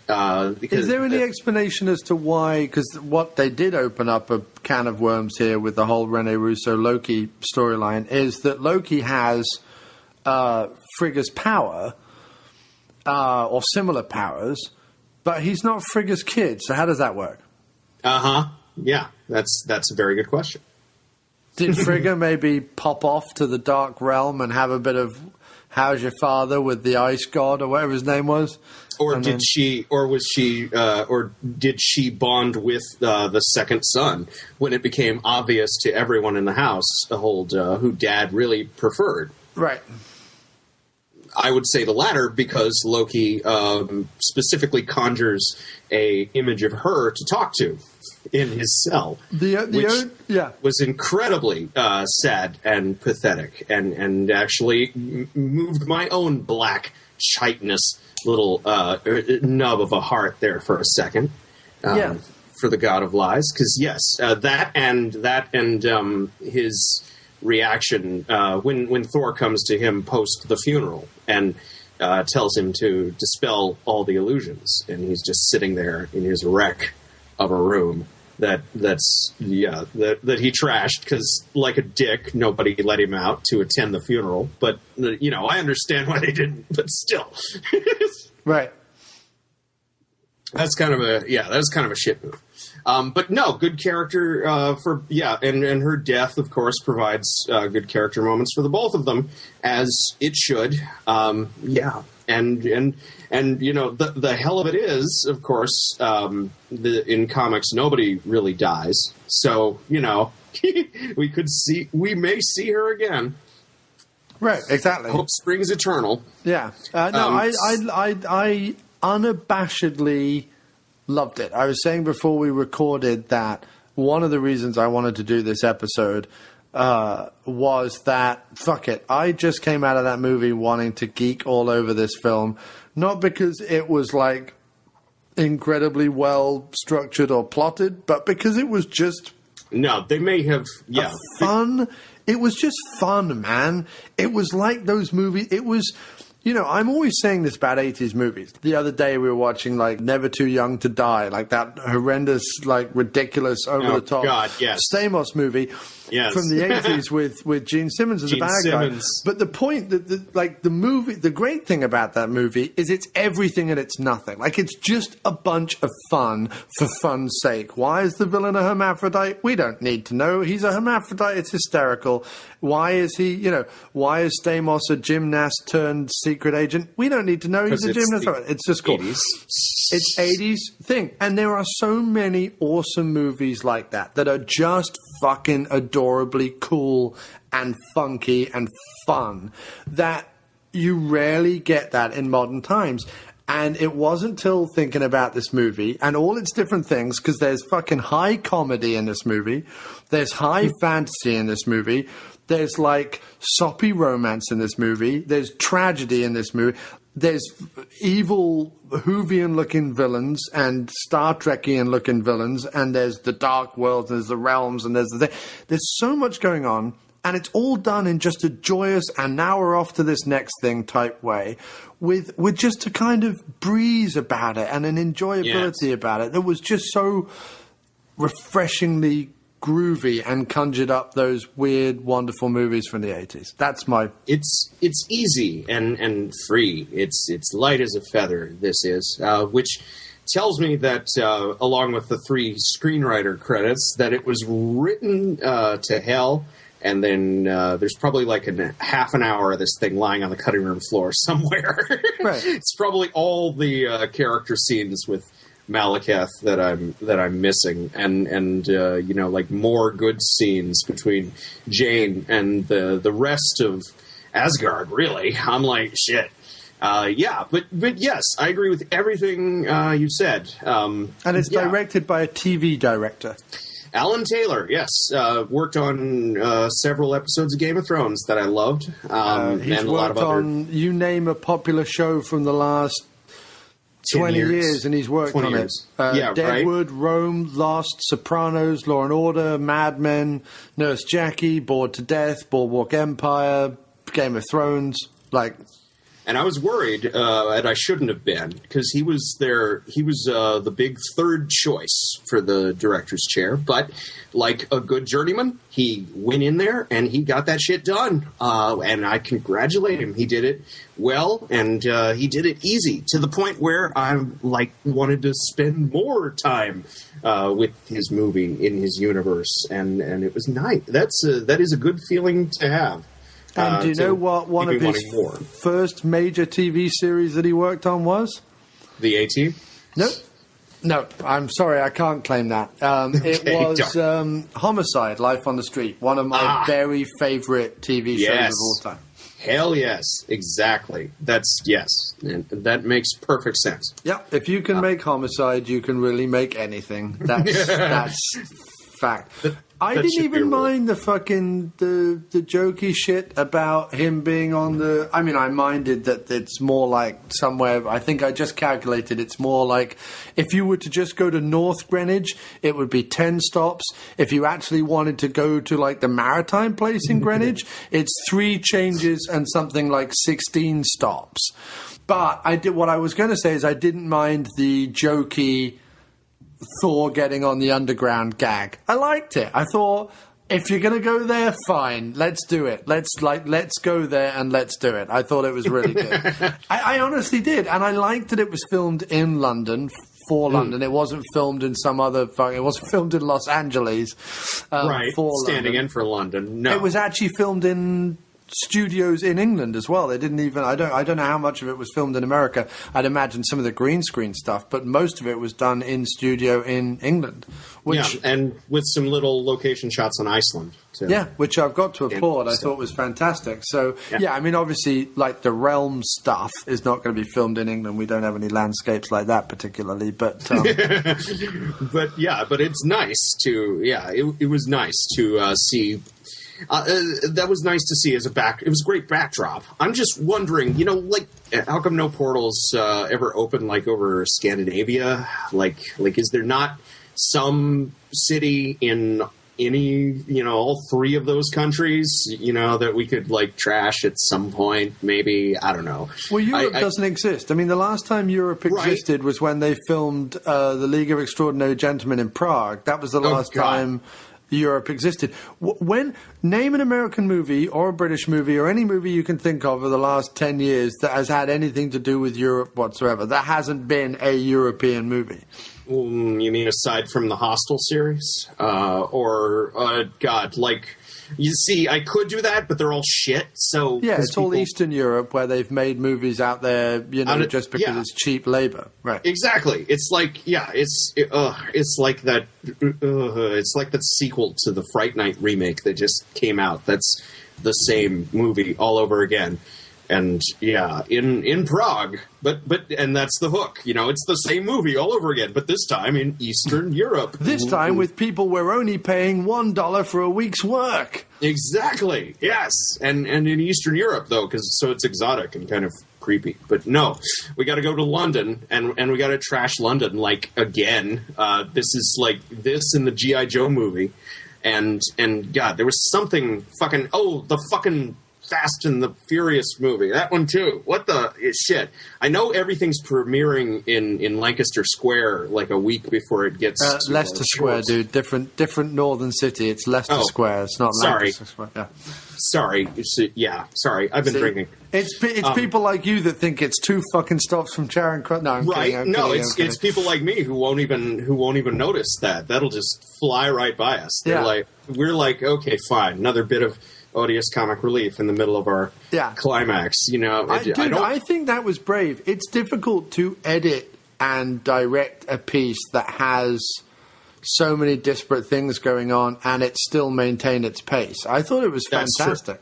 That's true. And I didn't mind all of it. When Kat Dennings calls Mjolnir meow meow, that was pretty nice. Yeah, I still laugh whenever that happens. But Stan Lee always used to say that you can, whenever people would ask him how to pronounce any of the shit, he'd just be like, "Oh, whatever," So I would have to argue, though, how is it that Kat Dennings manages to be utterly fantastic and adorable in Thor movies and Defendor, but utterly horrible in that sitcom she's in? I would say because it's a sitcom, because I'm a dick like that. Yeah, okay. But that's just me. It could be just shitty directors. Yeah. But I wrote a tweet that said, I love Thor Dark World, but Greenwich is at a bare minimum 10 underground stops and at least 1 change from Charing Cross. Brits watch movies too. Indeed. Shit. Brits get them a week before we do now. So I don't know. Yeah, nobody caught that one. But then again, they post converted this thing into 3D and then showed that to the critics. And I'm like, what idiot made that decision? That's like really dumb. You want that's just I saw it in 2D, so I've given up on going to 3D. Thank you. Yes, please do that. But yes, universe-hopping action-adventure thrill ride. Fun for the entire family, and lots of other critical cliches. Some basic storytelling problems that were probably created by mucking about, but it was nice. It was really nice to see all of that, finally. I thought, and we got 4 worlds in the climactic battle, so I think that's the total for the film, and that's 5 to go. Yep. I would like to call it Flash Gordon meets Biggles meets Lord of the Rings. That's what I'm calling it. And I'm waiting until we get to Hell, the land of the dead, because that will force them to answer some fucking questions one way or another. and maybe do a Marvel Zombies film. I don't know. Oh, God. You better hope not. Oh, God, no. Oh, please, God, no. Dude, I'm surprised with all the fucking zombie movies that are still inexplicably being pumped out that there hasn't been talk of it. But I don't know, did you happen to see the fan-made film of Army of Darkness versus Marvel Zombies that was made recently? I did not. Is such a thing exists? Such a thing exists, and was, not only that, surprisingly well done. I mean, I couldn't have seen a whole movie made like that way, but for a bunch of people in a parking garage with, a digital camera and some very, very, very authentic-looking costumes, it was exceptionally well done. Well, I've actually been seeing a lot of those around. It's like once a year we get a 2-minute pitch for a Wonder Woman movie that's made under similar conditions, and it's almost like clockwork now. It's kind of nice, actually. Well, you can go. It was made by people with the unlikely name of I think it's WTFLOL, which I don't necessarily approve of, but right. I'm suspicious of them already. They sound like twee hipster fucks. You can go to aftermoviediner.com, and there is a link to it on that site. It's the last link on the homepage. Awesome. So you can scroll down to that, and there is an unofficial fan film of Marvel Zombies versus Army of Darkness. And while the guy playing Ash doesn't quite have old Bruce's, and I have to start referring to him as old Bruce or pre-remake Bruce or ensouled Bruce, back when Bruce had his soul, doesn't quite have his swagger or cheesy ability, but he gives it a damn fine square-jawed shot. Yeah. And what more can we ask for? Right. But I have to say, the people doing the Marvel Zombies, very, very well done, I thought. Good makeup, good gore effects, good costuming. Nice. Well, good. It will be the first decent thing with the Marvel Zombies name attached to it. Yes, indeed. I loved Thor 2. I loved Iron Man 3. And I obviously didn't like Agents of S.H.I.E.L.D. That is my roundup for this show. What about yourself, sir? Oh, gosh. I'd say Iron Man 3 and Thor 2 were, they're all right. Slightly above average in both cases. Need a little work around the edges there. Sand some shit off. So for Thor 3, and I know there will be one, I would recommend, we go to Hell and visit her realm. And as long as we're poaching talent from Game of Thrones, I would say start measuring Lena Headey for a big green cape. Okay. And like an evil one-piece bikini type thing. So what other news that can we finally put the lid on Marvel 2013? Well, we've got James Spader as Ultron in Avengers 2. What's your feeling on that, sir? Oh, that's too far off. I won't know till I see it. Before that, though, we're going to have to deal with the Netflix influx. Netflix original series are apparently all the thing. I don't know personally, but now I'm going to have to find out, because they have announced not one, not two, but 3 series featuring various superheroes. Street-level superheroes, in this case, that will, per usual, eventually combine to form their own superhero team. You Netflix subscribers can watch out for that coming up soon. Oh, gosh. It's, let me see here. It's one of them will, of course, be a remake of Daredevil, finally. Oh, yeah, I've heard about that one. Yeah. I didn't realize it was Netflix, but I knew there was a TV show coming.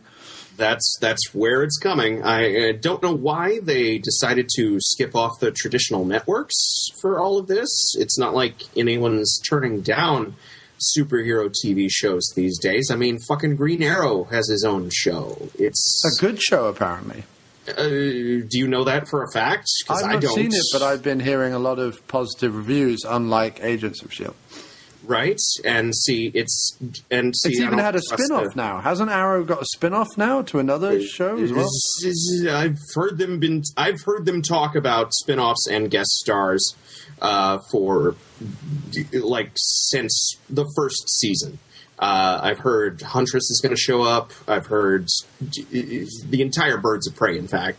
The people to listen to is the Trilogy podcast with our good friend Andrew Buckley on it. He covers all these kind of shows. Okie dokie. And yeah, I'm going to have to at least start tangentially paying attention to them. Because Daredevil people at least know about. People like Luke Cage and Jessica Jones and Iron Fist are complete C-listers, even among comic book fans. And so, yeah, it's going to be interesting to see what the hell they manage to do with Hero for Hire or, any of these people. Jesus Christ. I mean, it's the entire idea to me sounds completely crazy. I mean, it's... Do the Howling Commandos TV show. That's what I want. That would be nice too. That should be what Captain America 2 is, but no, they're doing Winter Soldier. They're plowing ahead. If this were like 2003 or so, when everyone was ripping off Saving Private Ryan, then maybe we would have gotten that. But no, everyone's ripping off Batman now, so we've got lots of urban vigilantism to look forward to. Right. I'm curious, but yeah, not optimistic, obviously. It fits the... this is where I would be in agreement with your statements earlier. It fits the network television mold of main guy, couple of people he either goes to, leans on, or teams up with, going up against like everyday stuff that's going on that people can relate to in Iowa or wherever the fuck people relate to shit. Yeah, right. Because everyone relates to Special Victims Unit. Am I right? Right. And that's fucking... What was that? I was watching something the other day, and a promo came on for Blue Buds, and I was like, Tom Selleck still has a TV show? That's still a thing that's going on? And then you find out that shows like Jag ran for 11 seasons or something ridiculous. Like, who watched that show? All your moms. Right. My mom, certainly. I have at least 28 mums that watched it personally. Right. She's keeping NCIS. I know my mom's keeping NCIS on the air for whatever reason. They don't relate to us kids, man. Oh, right. Yeah, with our brims and our fringes. And, with our 60-year-old fucking characters like right, Superman. Yeah, 60-year-old comic book characters. Yeah. Right. Or 40-year-old in most of these cases. Daredevil, obviously, is from the first wave of superheroes, but people like Iron Fist or Jessica Jones or Luke Cage, man. Fucking Luke Cage. Some of us have been waiting for a Luke Cage movie for, like, ever. You want to talk about your retro throwback 80s action hero stuff, you do Hero for Hire. My God. He was created himself as a Marvel Comics answer to the then common blaxploitation craze of the 70s.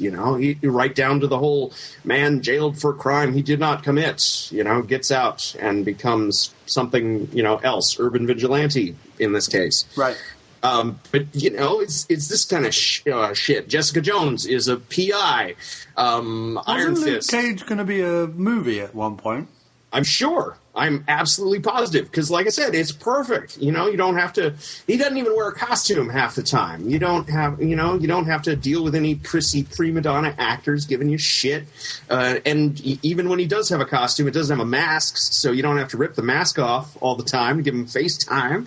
It'd be perfect, but for some reason, probably because his name is not well known enough, except to a certain group of people who just...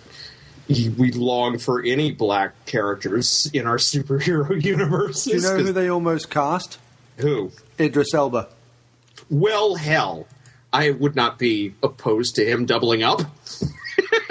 No, but he revealed, while discussing Thor The Dark World and his upcoming role as the imprisoned leader of South Africa in Mandela, practically a real-life superhero, Elba let slip that at one point they were talking to him about taking over the role of an iconic superhero in a franchise of his own. There was talk of Luke Cage at one point, Elba revealed. I thought Luke Cage was a pretty interesting character. They were going to do it, but I don't know what happened. Neither do we, Idris, neither do we. It says, Movie Phone. That's the website I read that off. Well, and shit, they don't know either. Nobody knows. It just disappeared somewhere into the ether. But hey, now it's back. Ether, into the red... Into the red glowy, whole of the... See, this is the problem, though. This is the big problem with turning all this shit into just random MacGuffins. You know, if you got giant armored megalodons pouring out of a hole in the sky, or giant mechanical spiders that are also terraforming machines, this kind of shit I can wrap my head around, you know? It's simple, it's easy, big striking image in the sky. You know, big thing, boom... it come down and bad shit happen. But like a red and black glowy mist shit, sorry. I can't really drum up the care, you know. It's like, I'm sorry, I didn't care. Unless, you know, even when it infects Natalie, because it's not like it gives her superpowers. But anyway... It's so that Benicio del Toro in a future movie can take the ether out, and out of the ether will flow the long-lost script to Luke Cage, and Idris will run in, grab it, and run off again, and that'll be their linking device to the Luke Cage movie. But it's all good things. So I just wanted to get your take on some of the rumors from the rumor mill, but you're not willing to give a voice to your Ultron opinion yet, no? No, because I don't know. Fuck, could go either way. Yeah. But how are you feeling about Phase 2 now, sir? In general, doing well so far. I'm curious at this point. I don't want to say cautiously optimistic. I'd say cautiously pessimistic, really. Because that's the way I approach most things. Because what have we got? We've got Winter Soldier. Guardians. Yeah, we got Winter Soldier, which thank God. Because Guardians is another thing at the moment. There's been rumors of them showing up in the Avengers, but I mean, I don't know how they are. Go into space. Yes, that would be perfect if they were doing what I thought they were doing at the Avengers 2. But now they're doing this Ultron thing, which, you know, could go either way. But Age of Ultron was a fairly recent storyline in the comics that, in fact, just concluded over the summer. So I'm curious as to whether or not they're going to actually do something like that, or whether they're just going to use the name to try and sell more tickets like they need. What I want to know, though, is if Ultron is all like metal and stuff, right? He's like another kind of Iron Man clone type thing. He's more like a Data clone, actually. He's a robot. Android, I should say. But how is James Spader going to be able to sleaze over all the women when he's a robot? That's what I want to know. Because Spader has one role in a movie, and that is to come across as ultra creepy and ultra sleazy. And, you know, how is he going to be able to do that as a robot? I would counter that with one of my favorite James Spader movies, which would be Stargate, in which he actually got to show quite a degree of range and humanity by playing the... he was still kind of sleazy in Stargate. If you say so. I remember him turning down sex with the nubile village girl that was thrown at him initially. Right. At least until he had, like 1.5 conversations with her. Right. But there was still feminine interest there. Of course. He's James Spader. What do you expect? Sure. Right. You put him on a plastic bag, which is probably what they're going to wind up doing. It's probably just going to be his voice. I'd be amazed if his face actually showed up in some capacity or another, because, Christopher Eccleston sure as hell didn't. So yeah, I didn't even know it was Christopher Eccleston. Right. It could have been Armin Shimmerman, for all I know. Do you know? Do you know who he is? Of course I do. Yes. Of course I do. I read the opening credits of every DS9 episode. Right. But it could have been him. I mean, it looked like Armin Shimmerman. Could have been Jeffrey Combs, right? Who played like 5 different characters under different kinds of makeup on that show. Yeah. I mean, shit. And he just kept showing up, and you'd hear that voice, and you'd be like, oh, sweet. Combs is back. Yes, things are going to get sleazy. Yeah. Not quite as sleazy as Spader, who is king of sleaze. Right, but this was network TV, and network TV in the 90s, which, good lord, woo. We don't know how good we have it, but yeah. No, true.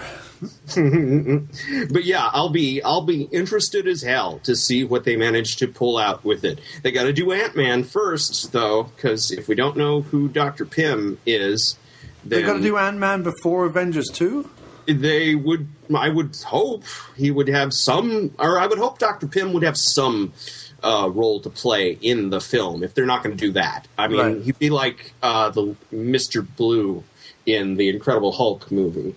Right, he'd just show up there to do something, and probably his stopping whatever Ultron manages to do will be the impetus for him to put on a suit. I do worry though, the whole Edgar Wright, Joe Cornish thing.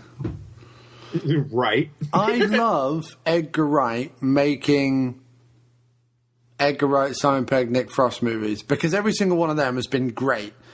Everything else he's done, not good. Not so much. And yeah, Joe Cornish, I mean... Right? I know. Like, he's a radio comedian from the UK that's done a lot of, like, radio comedy and wrote Attack the Block. But... But, yes, Ant-Man. Would you... Yeah, does that seem a natural fit? No. Yeah, but shit, what do I know? I mean, good Christ. Like I said, Alan Taylor was their big third choice for Thor 2, and that turned out fine. Don Payne, the story writer on both Thor movies, also put his name to those atrocious Fantastic Four movies earlier in the decade. Yeah. Or last decade, I should say. But so, there's too many variables, and I can't play the guessing game. No. In fact, we I don't even know who's cast. It's got a release date of 2015. So everything is subject to change without notice. Yeah, and he's got test footage already, so he's presumably been working on it this year in between pimping The World's End. And doing the tour for that. He was at Comic-Con this year with test footage, so and he's been mooted to make. Right. They're probably negotiating. They're probably arguing over the budget at this point. But he's been mooted to make this movie since Hot Fuzz came out. I mean, this has been on Edgar Wright's plate for years. Right. He's apparently a Hank Pym fan, which I didn't know those existed, but they do. And I welcome them to the fold as my brothers and sisters may presumably, though I can't imagine. Because, Hank Pym attitudes towards the ladies have historically not been very nice. That's my real problem. I'm afraid they're going to water him down to make him less of an asshole. And then he will not be the Hank Pym that I know. Something will be lost. Something different. Something to distinguish him from all the other super scientists running around the Marvel Universe. Because that's been the role he's grown into over these years. That's the only reason I could see them putting him in the Marvel Universe, because Hank Pym is the designated asshole and life's designated bitch. In that order. Probably the one more than likely because of the other. More often than not. If you want a character who just digs his own grave over and over again, you call Dr. Pym. You'd think you'd call Dr. Banner, but even he's doing better. Even his life is in better shape most of the time. Which, yeah, it's going to be funny what they do with him. It'll either be the weirdest and wackiest of all of these fucking movies, or it'll be the one that you get bored of the fastest. Right. So, we'll see. Because that's generally how Ant-Man stories tend to go, really. There's not a lot of middle ground. But we'll see. Shit. I don't know.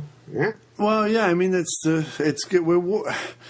You know, we've got James Gunn and Edgar Wright. It's kind of treacherous territory for the whole sub movies, like the second tier movies. But we'll wait and see. For the moment, as far as the Avengers group is concerned, I'm very much invested. And there's obviously the new X-Men. I know it's a completely different studio, but there's a new X-Men coming out soon, which I'm looking forward to. Yes, Wolvie and Pals 6 at this point, wouldn't it be? Yes. Yeah. How we fold our prequel into continuity. Yes, indeed. So yeah, I mean, lots of things happening, lots of things that are exciting. We've got the new Spider-Man coming out, of course, and that'll be probably the next time we talk. So I would imagine. Awesome. We doing a Spider-Man retrospective. Do I get to bitch even more about super science? Because I will. Yeah, we'll do a Raimi trilogy episode, I guess. Yes. Which will probably be the last fucking Raimi films I ever cover on this show. And hey, they will be from his pre-betrayal period there, all safely, every last one of them. Even though Spider-Man 3 totally ruined a date for me, so I have a personal grudge against it. Yes. Because of that. And no other reason. None whatsoever. No, none. But it's been a pleasure, as always, David, to hash out the Marvel Universe with you and to talk these films, which are, again, as I say, surprisingly novel and interesting things, considering what they could have been or, where they're from. So exciting and good. And thanks ever so much for joining us. And we'll talk again soon, sir. Thank you once again, John. It's awesome. And it was awesome, as always. Pimp your And You Thought It Was Safe show. Oh, as always, everyone can find me at aytiws.com. That would be And You Thought It Was Safe, where I review movies and basically do exactly what I've been doing here, only without strange British man answering. I don't even know how I would have a cameo on AYTIWS. I'll find some way. I'll find some way to write you in. You just give me a I've been enjoying you playing all the parts, dude. That's what I've been enjoying. So yeah, it's acting for one. It's been a necessity, a bit of necessity. I have managed to rope at least one other person into this madness, and you might see that coming up once I edit the pieces together. Nice. But yes, so far. And who knows, there might be more. I might even spring for decent special effects software. And then, I could do split screens. Nice. Sky is the limit then. Okay, great. Well, we'll look forward to that over at AYTIWS. Everyone check that out. That's a .com. Or you can go on Twitter and find David there at AYTIWS. Thank you ever so much, sir. It's been a thrill. I've been me. You've been you. Cheerio, one and all.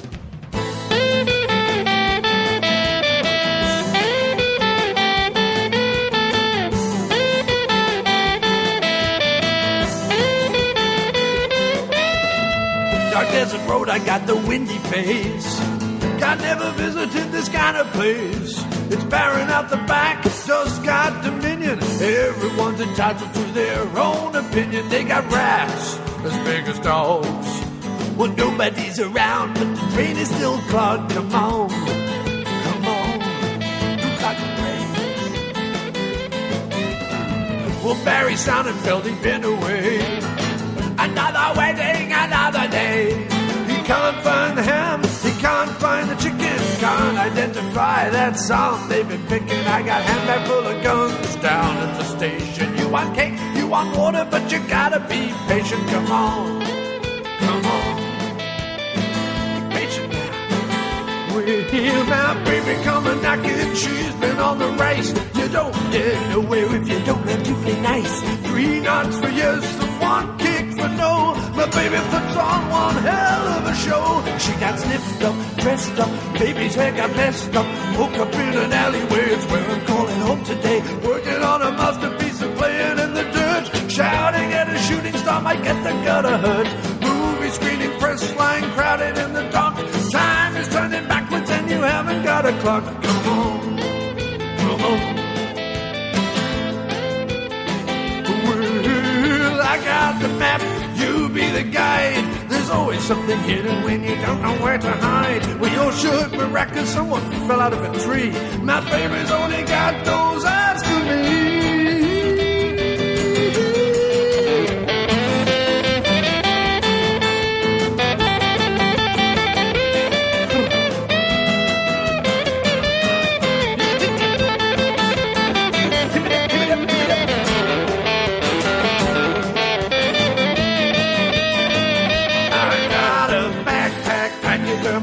Rack the bad germs, boiled sponge, bird lungs. Someone saw through all the rungs, waiting in the ocean, trying to find yourself a watch. There's a bikini belt that could use another nudge. Holding back the question, forming an excuse. Every day is lucky if you don't end up in a noose. Come on, oh yeah. Well, my baby's cooking bacon, baby is the best. My baby's wearing nothing but a tight white vest. She's got the answers, I got the rig.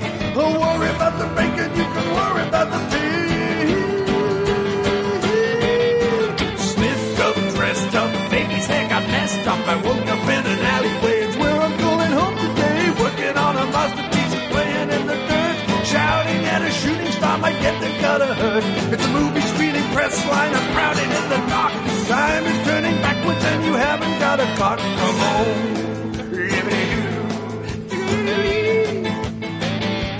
They've got rats as big as dogs, and nobody's around, but the train is still clogged. Come on, come on. I got a handbag full of guns down at the station. You want cake, you want water, well, you gotta be a patient. Come on, I'm holding back the question, forming an excuse. Every day is lucky when it don't end up in a noose. Come on, shimmy-doo, shimmy-doo.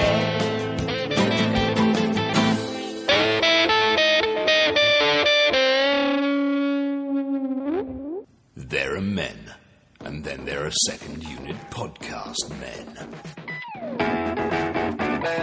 The podcast you've just been listening to is part of the Second Unit Podcast Network. Find all of our shows at 2upn.blogspot.com or on Facebook under the Second Unit Podcast Network. Our fantastic list of shows include Drunk on VHS, We Came from the Basement, No Budget Nightmares, The After Movie Diner, Dr. Action and the Kick-Ass Kid, and Bloodbaths and Boomsticks. Take one podcast into the shower. Don't be a blithering idiot, Alan. We can give you the multiple podcast cleansing system all in one place that your hair deserves.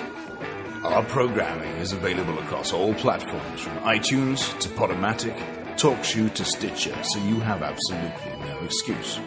Listen today, and a free naked person of your choice will be shipped from Thailand to your door in a matter of weeks. The Second Unit Podcast Network, bringing you the action and leaving the boring stuff to the other guys. Bloody hell. Who does a girl have to blow around here to get a decent beverage?